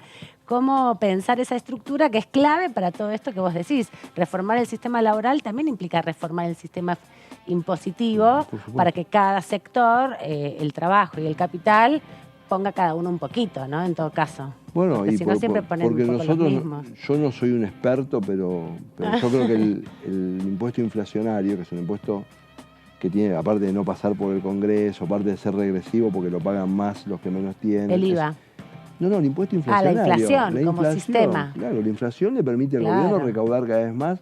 El primer impuesto que hay que derogar es el impuesto inflacionario. Nosotros bajamos la inflación y le mejoramos el 20% el poder de compra a los sectores más bajos. Sí, y en ese sentido, ¿cómo se construye? Ese es el más difícil porque nosotros queremos escribir en una hojita una ley y que ocurra una cosa en la realidad. No, pero no es así. Y yo creo, está perfectamente demostrado que sin orden fiscal no hay posibilidad de resolver el problema inflacionario, no es una creencia. Claro, hay una relación. Bueno, y la Argentina ha desfondado, digamos, su capacidad de funcionamiento fiscal porque hemos pensado que tenemos siempre fuentes infinitas y eso no es verdad. Y el nivel de presión que hay sobre las familias de clase media hoy, si uno pusiera como carga fiscal los costos que las familias de clase media asumen, porque los bienes públicos alternativos no los toman, porque manda a su hijo a escuela privada, pagan la sanidad privada, si uno los pensara como que está pagando el impuesto a la salud, que está pagando el impuesto a la educación, la carga fiscal de las familias de clase media argentina debe estar entre las más altas del mundo hoy. Porque en los países que esos bienes son privados, la presión fiscal es baja. La Argentina tiene presión fiscal alta, como si tuviera un Estado que te da esos servicios, y vos esos servicios los pagás aparte. Entonces los sectores populares porque no fugan de la escuela pública, porque no fugan del sistema sanitario, pero las familias de clase media que sí lo hacen, viven con una presión fiscal enorme. Y nosotros tomamos un camino, o construimos un sistema sanitario y un sistema educativo para que la gente vuelva a los sistemas públicos, o tenemos que bajar la presión tributaria, porque si no, los estamos fusilando. La extinción de la clase media argentina es fiscal. La clase media argentina en muchísimos casos, tiene un patrimonio, porque es un patrimonio heredado. Casos de familia que viven en un departamento que hoy no pueden pagar las expensas son muchísimos. Por supuesto que hay gente que está peor y no tiene agua potable. Sí, obvio, ¿no? sí, siempre hay alguien que está peor, lamentablemente. Pero y esto es claramente acción pública. Esto es todo presión fiscal. Por eso hay que cambiar la proporcionalidad también de quienes pagan. Entonces tienen que pagar más los que No, tiene que haber. Primero tenemos que gastar menos. Sí. Primero tenemos que ser austeros en el gasto público para poder tener legitimidad acerca de cómo cobrar. Porque uno de los problemas para cobrar es que si yo quiero cobrarte como sector público y vos como sociedad ves que me la patino en cosas que no son prioritarias, es más difícil cobrar. Entonces, el Estado argentino, en vez de hacer 1000 cosas más o menos, tiene que hacer 30 cosas bien. Entonces, decir, claro, porque, mira, yo voy a poner un ejemplo, que no me gusta, le huyo a la crítica fácil, pero cuando empezó la pandemia, ustedes no sé si se acuerdan, hubo un recital en vivo por streaming de Fito Páez, porque supuestamente estábamos todos encerrados. Sí. Un programa ómnibus en televisión nos teníamos pública. que entretener y qué sé yo, y bueno, yo no sé cuál fue el costo del programa ómnibus ese. Fito Páez está en YouTube. Y si el tipo, o sea, vos podés tener un Fito Páez, tenés 10.000 temas y lo podés escuchar en tu casa, no hace falta. Está en YouTube, y el que no puede verlo en YouTube no puede verlo en el streaming tampoco. Entonces, cuando el Estado o toma conciencia de que la sociedad argentina está expoliada y vos que decís no que eso es un gasto muy grande para el Estado. No lo sé. No, digo, en términos de proporción para entender el ejemplo. Es probablemente sea muy chico, pero el ejemplo es, pero si vos no calefaccionás las escuelas, antes de, o sea, vos tenés que tener prioridades, ¿entendés? Entonces, esto es ministerio por ministerio. ¿Cuáles son tus prioridades? ¿Y cómo sostenés tu prioridad? En un momento de crisis en la que tenés que gastar menos para que no haya inflación, que es la forma en que le aumentás el 20% del ingreso a los más pobres, y no podés cobrar mucho más impuestos porque tenés un problema de competitividad. Claro, y ahí económica. tenés eso que vos bien decís, tenés los ministerios nacionales que no tienen incidencia en la constitución, digamos, del desarrollo económico, ¿no? Por ejemplo, decís el Ministerio de Educación, no tiene escuelas, tiene que negociar tiene que dar directivas hacia las provincias. Digo, ¿cómo es esa relación? Porque el federalismo es un tema importante en Argentina para ir como entendiendo la trama, ¿no? A ver, nosotros tenemos un federalismo fallido en muchísimos planos. Yo defiendo que las provincias, la gente elija sus autoridades, etcétera, perfecto. Cuando digo fallido en muchísimos planos, lo que quiero decir es que nosotros tenemos que, en este orden federal, recrear cuál es el rol del Estado federal. Y yo soy de los que creen en los mínimos comunes. Si una provincia no cumple con determinados estándares en el servicio sanitario o en el servicio educativo, hay que pensar cosas. No puede no pasar nada. La provincia de Chubut, en los últimos 6 años, ningún año tuvo más de 60 días de clase. Sí, un desastre. O años de 0, ¿no? En 6 años. Yo digo, el Estado federal, o sea, si somos parte de un Estado federal, el Estado federal tiene que poder hacer algo, ¿no? Y algo, y algo sancionatorio probablemente. Pero hay condición, digo, en el sistema legal. Porque hay un chico argentino, hay derechos, hablando de los derechos, hay derechos que están siendo conculcados. No es un problema burocrático administrativo que abren las escuelas o no abren las escuelas. No, digo ahí, pero se puede intervenir porque también hay una discusión compleja en términos de lo legal, porque por ahí plantearlo es una cosa y después si me preguntan, ahí vuelvo al aula. Ah. Prefiero ponerme de acuerdo en un programa de mejora. Entonces, ¿qué prefiero? Prefiero que los ministros provinciales y el ministro nacional en el Consejo Federal de Educación constituyan un programa de mejora que se lo planteen para 10 años, que tenga metas año a año, y nosotros ayudemos a la provincia más rezagada, si la provincia más rezagada tenga casos de éxito, etc. Prefiero ponerme de acuerdo. Ahora, si el país todo hace un esfuerzo para hacer un programa de mejora en políticas, en cualquier política, en preservación del medio ambiente, y una provincia mira para otro lado porque no le interesa, o no le interesa entrar en conflicto con un sector económico local, o porque no es rentable electoralmente, o lo que fuera, yo soy de los que creen que si somos parte de una nación y tenemos un paquete convivencial, hay cosas, no cualquier tontería, hay cosas por las cuales la nación tiene algo para decir, ¿no? O sea, nosotros somos parte de una nación, tenemos el preámbulo, artículo 1, artículo 5, y claro, porque si no, esta idea de que si el poder territorial fuera omnímodo y vos no te metas, yo digo, bueno, vos cobras tus impuestos y bancate vos solo. Sería una fragmentación. Compartamos Argentina fue un ejemplo. Argentina fue un ejemplo mundial de muchas cosas. Este país que ahora está padeciendo esta crisis recurrente, fue un ejemplo. Fuimos una experiencia convivencial, un experimento social a cielo abierto, como, miren, en la década, lo dice Hollywood, no lo digo yo, en la década del 60, Estados Unidos segregaba y nosotros ya teníamos universidad masiva. Sí, claro. Entre esa experiencia teníamos un federalismo que funcionaba bastante bien con el Estado central, teniendo acciones concretas en las provincias más rezagadas a través de sus empresas públicas o de la acción central y consolidando. Es peor ahora que hace 40 años haber nacido en una provincia pobre con relación a una provincia rica. Estamos peor hoy que hace 40 años.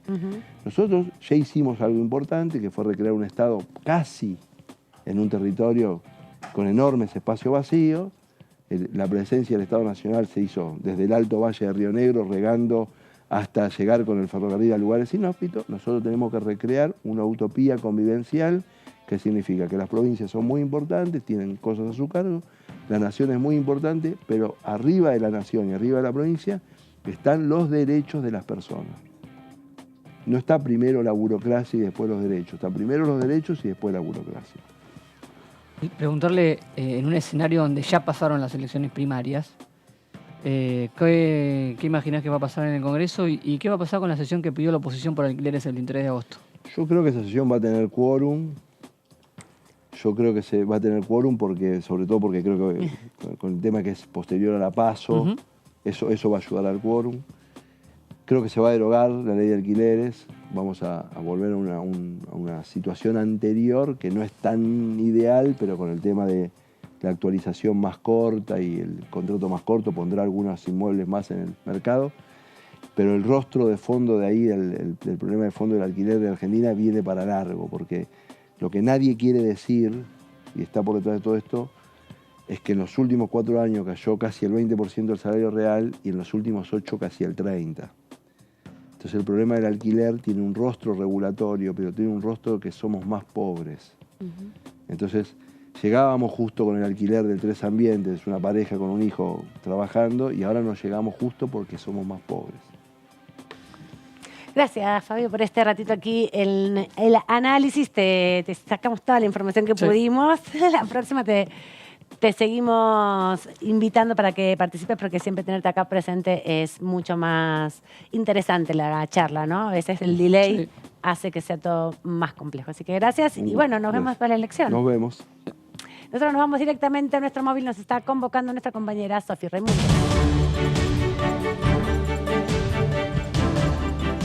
Hola, Aman, ¿cómo estás? Buenas tardes para vos. También saludo a Marcos y a Laura en el piso. Y bueno, la convocatoria del móvil del día de hoy tiene que ver con que mañana se cumple un mes exactamente de la última reunión bicameral defensor de los derechos de niñas, niños y adolescentes que se dio en el Salón Arturo Illia del Senado, en la que se trató fundamentalmente la Ley de Protección Federal para las infancias y las adolescencias, en la que estuvo presente Marisa Graham, que es la defensora de los niños, niñas y adolescentes, justamente la autora de esta ley que fue sancionada en el año 2005, promulgada en el año 2006, y también estuvo presente Gabriel Lernel, que es el secretario de la CENAF, de la Secretaría Nacional de Familias, Adolescencias y Infancias, hablando justamente de cuáles son los principales lineamientos de esta ley federal y cómo se está implementando a partir de la sanción de la ley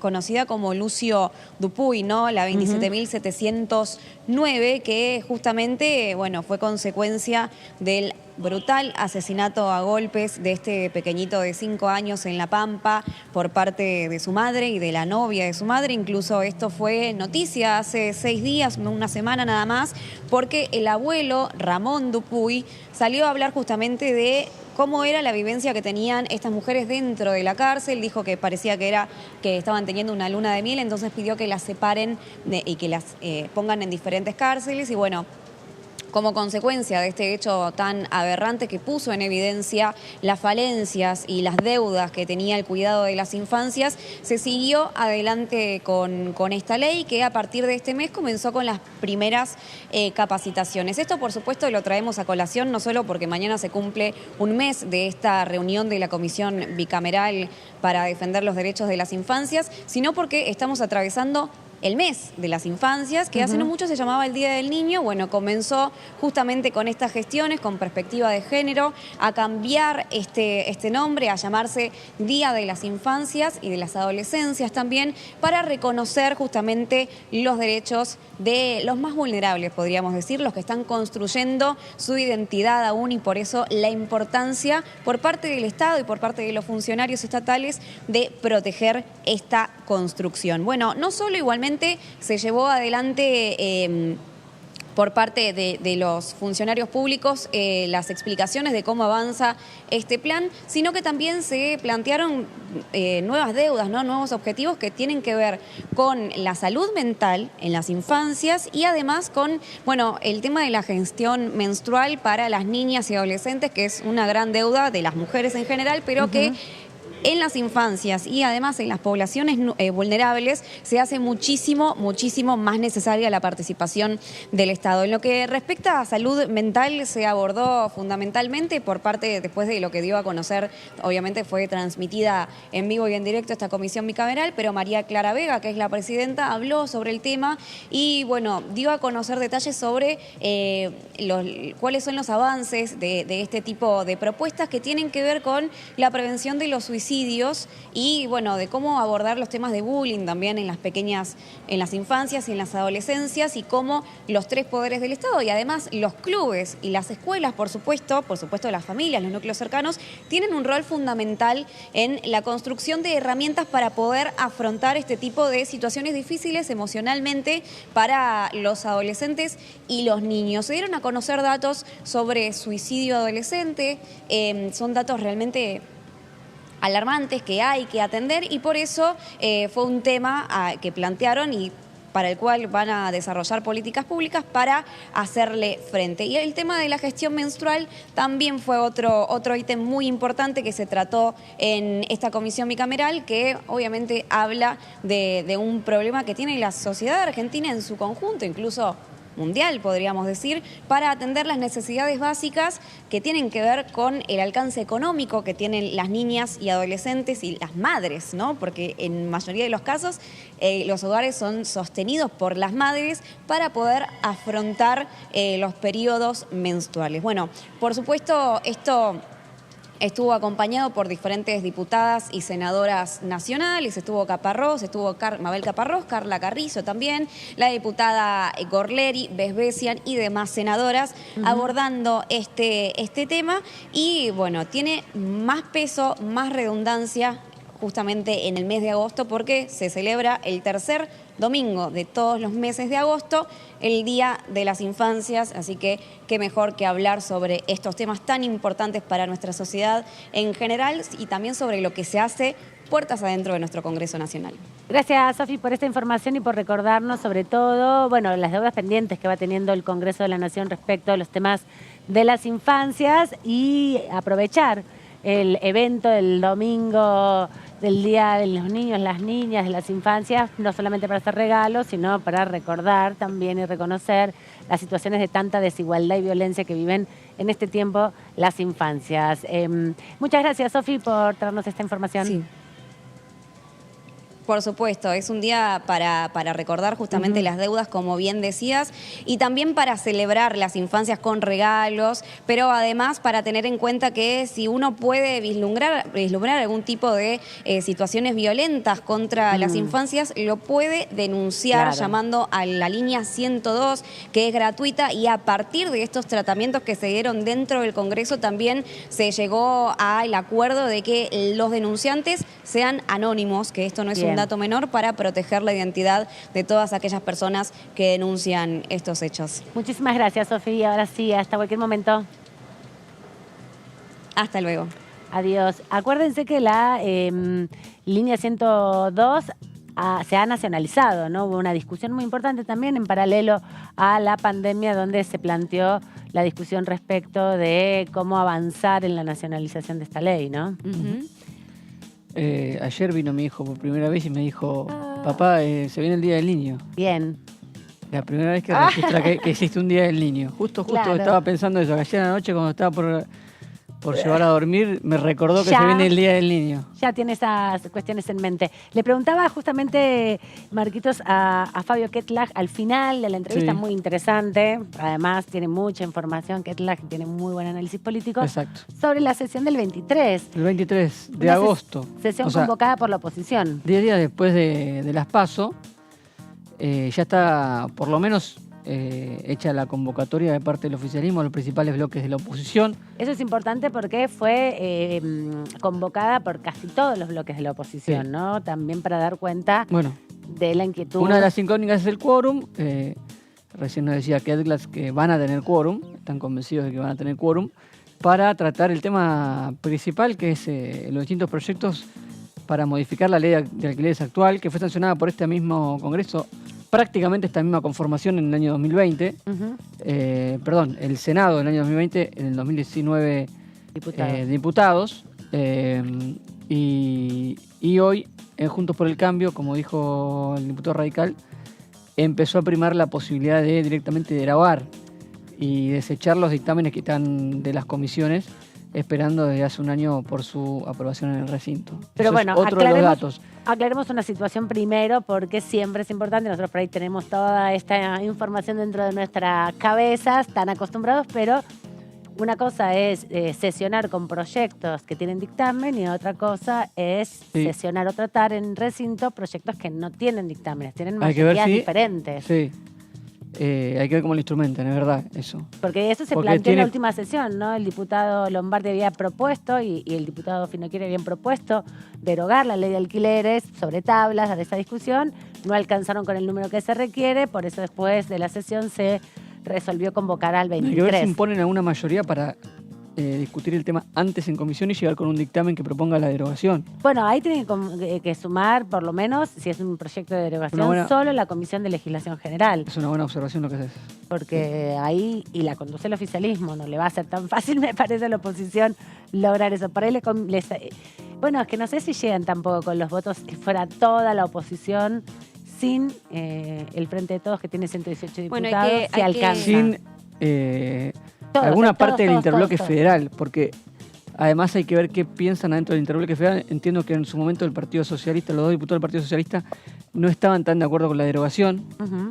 que tienen un antecedente de su gobierno en Santa Fe donde defienden alguna postura distinta a derogar directamente la ley actual. Por eso tampoco hemos visto que hayan progresado los dictámenes. ¿Ibas a decir algo, Lau? No, sencillamente hay que recordar que tampoco la izquierda es de la partida, Claro. tienen 4 diputados, ellos ni siquiera, también hay que recordarlo, ¿no? La izquierda no firmó la convocatoria para discutir este asunto sobre alquileres, ¿no? Bueno, por supuesto, cada postura, cada bloque tiene su postura y defenderá su postura. Lo cierto es que los alquileres es un tema muy acuciante para un vasto sector de la sociedad. Me parece que hay que discutirlo, ya sea para un lado o para el otro, pero hay que discutirlo. El oficialismo nunca argumentó por qué no quiere dar el debate sobre la cuestión de los alquileres. Lo único que se sabe es que el oficialismo pretende mantener el statu quo actual. Lo que no Yo quiere creo que modificar. yo creo que ven un escenario donde tienen menos posibilidad de aprobar su propio dictamen que la oposición. Claro, hay dos Ahí dictámenes. se ven en una Recordá los ventaja dictámenes numérica, cómo entiendo son, yo. porque No, son está bien, diferentes. pero tratemos un poco de simplificar Claro. el debate, ¿no? Tenemos un proyecto de ley o una iniciativa referida a un tema acuciante que tiene que ver con los alquileres. ¿Qué hace frente a esa situación que vos ves cuando los portales, los diarios, los medios de comunicación informan y la gente, además, no hace falta que lo informen, digamos, tiene que renovar su alquiler y hay aumentos del 100, 200%. Y el tema está tan presente, pero el Congreso está tan ausente. Entonces, ¿qué haces vos como bloque político? ¿Das la discusión o no das la discusión? Y entonces ahí cuando Juntos por el Cambio dice, no, hay que dar la discusión, convocamos a una sesión. Obviamente, con un fin electoral. Claro. Y el oficialismo, también con ese fin, dice, no queremos dar esa discusión porque nosotros queremos mantener las cosas como están. Entonces, hay que clarificar en qué lugar está cada uno, cómo están parados cada uno de los bloques opositores. Por eso yo hacía el hincapié de que el oficialismo en este caso cuenta con el apoyo, como ha tenido en otras iniciativas con la izquierda, mientras que la oposición en general está de acuerdo con dar el debate. Ahora, dar el debate implica derogar, no necesariamente, habrá que ver a qué punto en común pueden llegar, porque ahí es donde Juntos por el Cambio difícilmente llegue con una postura unívoca en torno a derogar la actual ley. Yo creo que lo que se impone es más la modificación. No ha habido tarea de comisión para llegar a un punto en común. Todavía no lo hemos visto. Veremos después de las PASO si efectivamente hay un avance en ese sentido. Pero lo cierto es esto, ¿no? Que cuando un bloque político le sirve decir, me están bloqueando, ¿no? O sea, están usando la falta de quórum o no dar quórum, me quieren bloquear. Digamos, en este caso, digamos, es un argumento muy de conveniencia, de acuerdo a dónde estás parado en una discusión. Digamos, en qué posición estás. Hay que recordar, como bien decías, Lau, hay 2 dictámenes, por lo menos emitidos de las comisiones de Presupuesto y Hacienda y de Legislación General, que tienen que ver con el del oficialismo, no tocar la legislación actual, pero incorporarle una serie de beneficios a los dueños de los propietarios de los inmuebles para ofrecerlos y tener menos impuestos que pagar, en definitiva, mientras que el otro dictamen, el de la oposición, busca modificar, incorporar estos beneficios para los propietarios, también en términos de rebajas impositivas, pero alterar, modificar los alcances de la actualización, el índice de actualización del alquiler y también los plazos, ¿no? Si es cada 6 meses, si es cada 3 meses o si se mantiene lo del año. Ese es un poco el planteo del debate. Veremos qué pasa el 23. Hay que pasar primero las PASO y después, entonces, el 23 será el momento de la sesión. Te damos un besito, Lauri. Y nos vemos la semana que viene. Nos vemos la semana que viene. Ya. ¡Ay, qué emoción! Con el resultado puesto. A ustedes los invitamos a compartir un fragmento de una entrevista que hice ayer a Julio Parada Seifert, que es el artista justamente que lleva adelante esta muestra sobre la provincia de Corrientes. Desde el alma, de Ayaité, como se llama la muestra, que quiere decir de allá de antaño, de época de antaño, y de allá lejos también, ¿no? O sea, son las 2 formas de interpretar a nivel guaranítico. Me pareció un título interesante, ya que Corrientes está lejos, estamos a 1000 kilómetros de acá. Difundir Corrientes desde otro punto de vista que no sea la parte turística y la parte cultural. Corrientes tiene una cultura muy rica, desde muchos puntos de vista, llámese no solamente carnavales, hay todo un tema religioso también, hay recorridos, se festeja San Juan, se festejan montones de cosas. Y aparte, bueno, hay pintores de muy buena factura, pero yo particularmente no conozco a alguno que se dedica a pintar exclusivamente el campo. El campo y el mencho correntino. Claro. Que es tan particular, que es simpático entre el que te habla en guaraní. Sí. Cuando era chico no entendía. Hoy me habla en guaraní, ya no me entiendo. No le pescas una. Hoy me hablan en alemán y tengo que hacer memoria. Yo aprendí naciendo, o sea, cuando nací hablaba alemán y guaraní. Para aprender a hablar castellano al suizo argentino. Pero bueno, Corrientes, bueno, tiene eso que dicen que es payé, tiene un encanto que no tienen otras provincias desde mi punto de vista. Y una de las maneras de difundirlo es a través de la pintura. Es muy sencillo para los que son compositores, cantautores, chamameceros, transmitir lo que sienten a través del canto, y a los artistas plásticos, a los que pintamos, se nos hace un poquito más complicado explicar el porqué de esto, el porqué de la botella de criadores que estamos viendo ahí, que es buenísima. El porqué de la Virgen, el porqué de la picada y el pucho que se está quemando. Escuchábamos ahí la palabra del artista Julio Pereira Seifert, estuvo compartiendo en Todo Cultura, lo pueden ver los miércoles a las 23, pero también en YouTube, en el canal de YouTube de la Cámara de Diputados, aquí de Diputados TV, lo ven en diferido, un programa que busca, bueno, compartir con ustedes un poco más de la actividad cultural que hace la Cámara Baja, más allá de los móviles que hacemos muchas veces en los distintos programas de Diputados TV. Quien impulsa esta muestra que se llama De Allá y Te, que en guaraní quiere decir allá lejos, allá cerca, es el diputado Jorge Vara, del radicalismo justamente de la provincia de Corrientes. Y ayer también tuvimos la posibilidad, en el contexto de Todo Cultura, de hablar con el diputado, porque hace mucho tiempo lo conoce al artista Julio Pereira Seifert, pero también comparten otros amores. Amores por el campo, amores también por la agrimensura.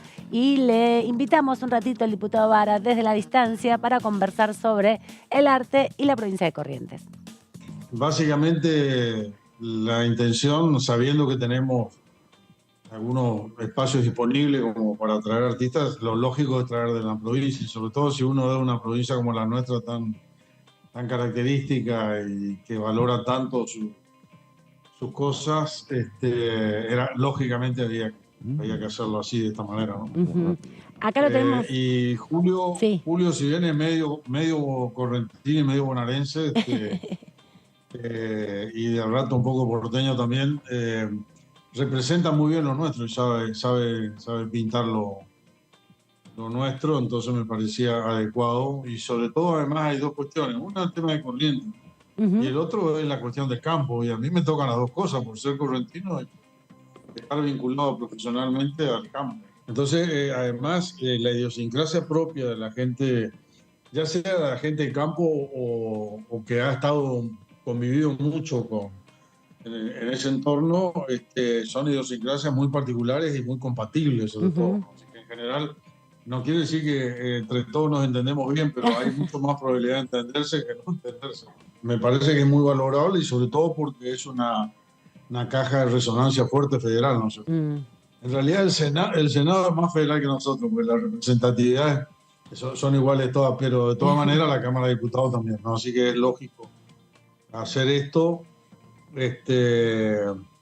Yo creo que estas son cuestiones que nos identifican y es lo que había que mostrar, ¿no es cierto? En realidad teníamos en la galera algunas cosas, otras exposiciones, pero dado los tiempos muy demandados, es lo que por ahora es lo que podemos hacer, ¿no? Hay a mí dentro de la disciplina del arte lo que más me entra es lo visual, ¿no es cierto? Ajá.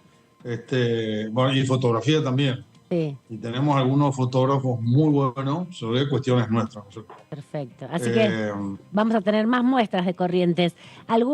La próxima va a ser fotografía. Perfecto. Por supuesto, de Corrientes, como corresponde. Ay, medio como Drupi, Marcos, ¿no? ¿No te gusta verte? Sí, todo bien, obvio. Un trabajo que hacemos colectivamente acá en Diputados TV, con los compañeros, las compañeras, con los compañeros productores, principalmente con mis camarógrafos, que son unos genios y que me enfocan todos los libros y los folletos que me trajeron también, porque viste que los artistas se dejan los catálogos de sus muestras en general, y otra de las artistas que vino nos mostró sus ¿Dónde se obras. pueden ver? Estaba pintando al mismo tiempo que iba escuchando lo que decía el diputado. Y hay una muestra del artista que estabas entrevistando. Sí, la muestra justamente se llama De Allá y Te, que es sobre la vida del campo en Corrientes. Julio Parada Seifert es el artista y va a estar hasta el 17 de agosto. Para visitarla, quienes vengan al anexo, a hacer alguna actividad, quienes quieran también pasar por aquí, por el Congreso de la Nación. Correntino. ¿Viste? Un gaucho correntino, los trabajadores de la tierra, y lo interesante que tiene esta, como ves ahí con el mate, con el termo moderno. Con el termo Stanley. Exacto. Espectacular. Eso es lo divertido que tiene. Tiene muchas cosas contemporáneas, tiene una naturaleza muerta, ahí la vas a ver, que tiene ahí la botella de Criadores, que tiene más abajo también la latita de Patagonia, como cosas, las viromes, ¿no? Como cosas contemporáneas. Y claro, sí, tampoco es que los gauchos están estancados en el Martín Fierro. Exactamente, no son esos gauchos. De ahí vienen, pero no son los mismos. Exacto. Y por eso, justamente Julio Parada Seifert quiere retratar este campo que está más actualizado, pero al mismo tiempo convive lo viejo y lo nuevo. La naturaleza Me encantan, mira, los caballos. de los esteros. Sí, y los movimientos que tienen esos caballos. Es difícil hacer caballos porque lograr el movimiento y la expresividad es una de las piezas más complejas. Pero acá están todas expresadas, así que te invito ahora. Ahora voy a ir. Dale, vamos juntos porque yo me voy a tomar un café. Los despido, los dejo ahora con el resumen y en un ratito nos volvemos a encontrar en la tercera edición. Que tengan una buena tarde. Hasta luego. Chao, Marquitos. Nos Hasta vemos, la Amar, un próxima. gusto.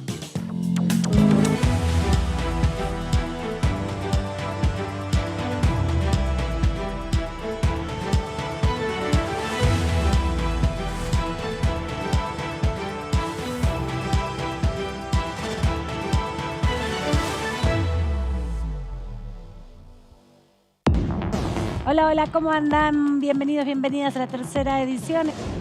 Uno plantea la necesidad de declarar lo estratégico y te dicen, quieren nacionalizar, nos quieren sacar el petróleo, el litio. La verdad que es una vergüenza. Lo digo porque he tenido que discutir con representantes de algunas provincias, del sector minero en particular, que llevaban adelante ese discurso y que no aporta al debate. Yo creo que debe ser declarado un recurso estratégico, que lo es. Nosotros tenemos un sistema legal en minería que realmente es muy vieja y tenemos que cuidar mucho nuestra riqueza, más allá de que va a generar, digamos, mucha inversión en la Argentina, pero tenemos que cuidar para que no vengan aquellos buitres golondrinas, digo yo, que aparecen cuando hay riqueza y cuando estamos con algunos inconvenientes, lo primero que hacen es levantar sus carpas y se van. DTV, tercera edición, de lunes a viernes. Para ser grande un país hay que vencer desafíos.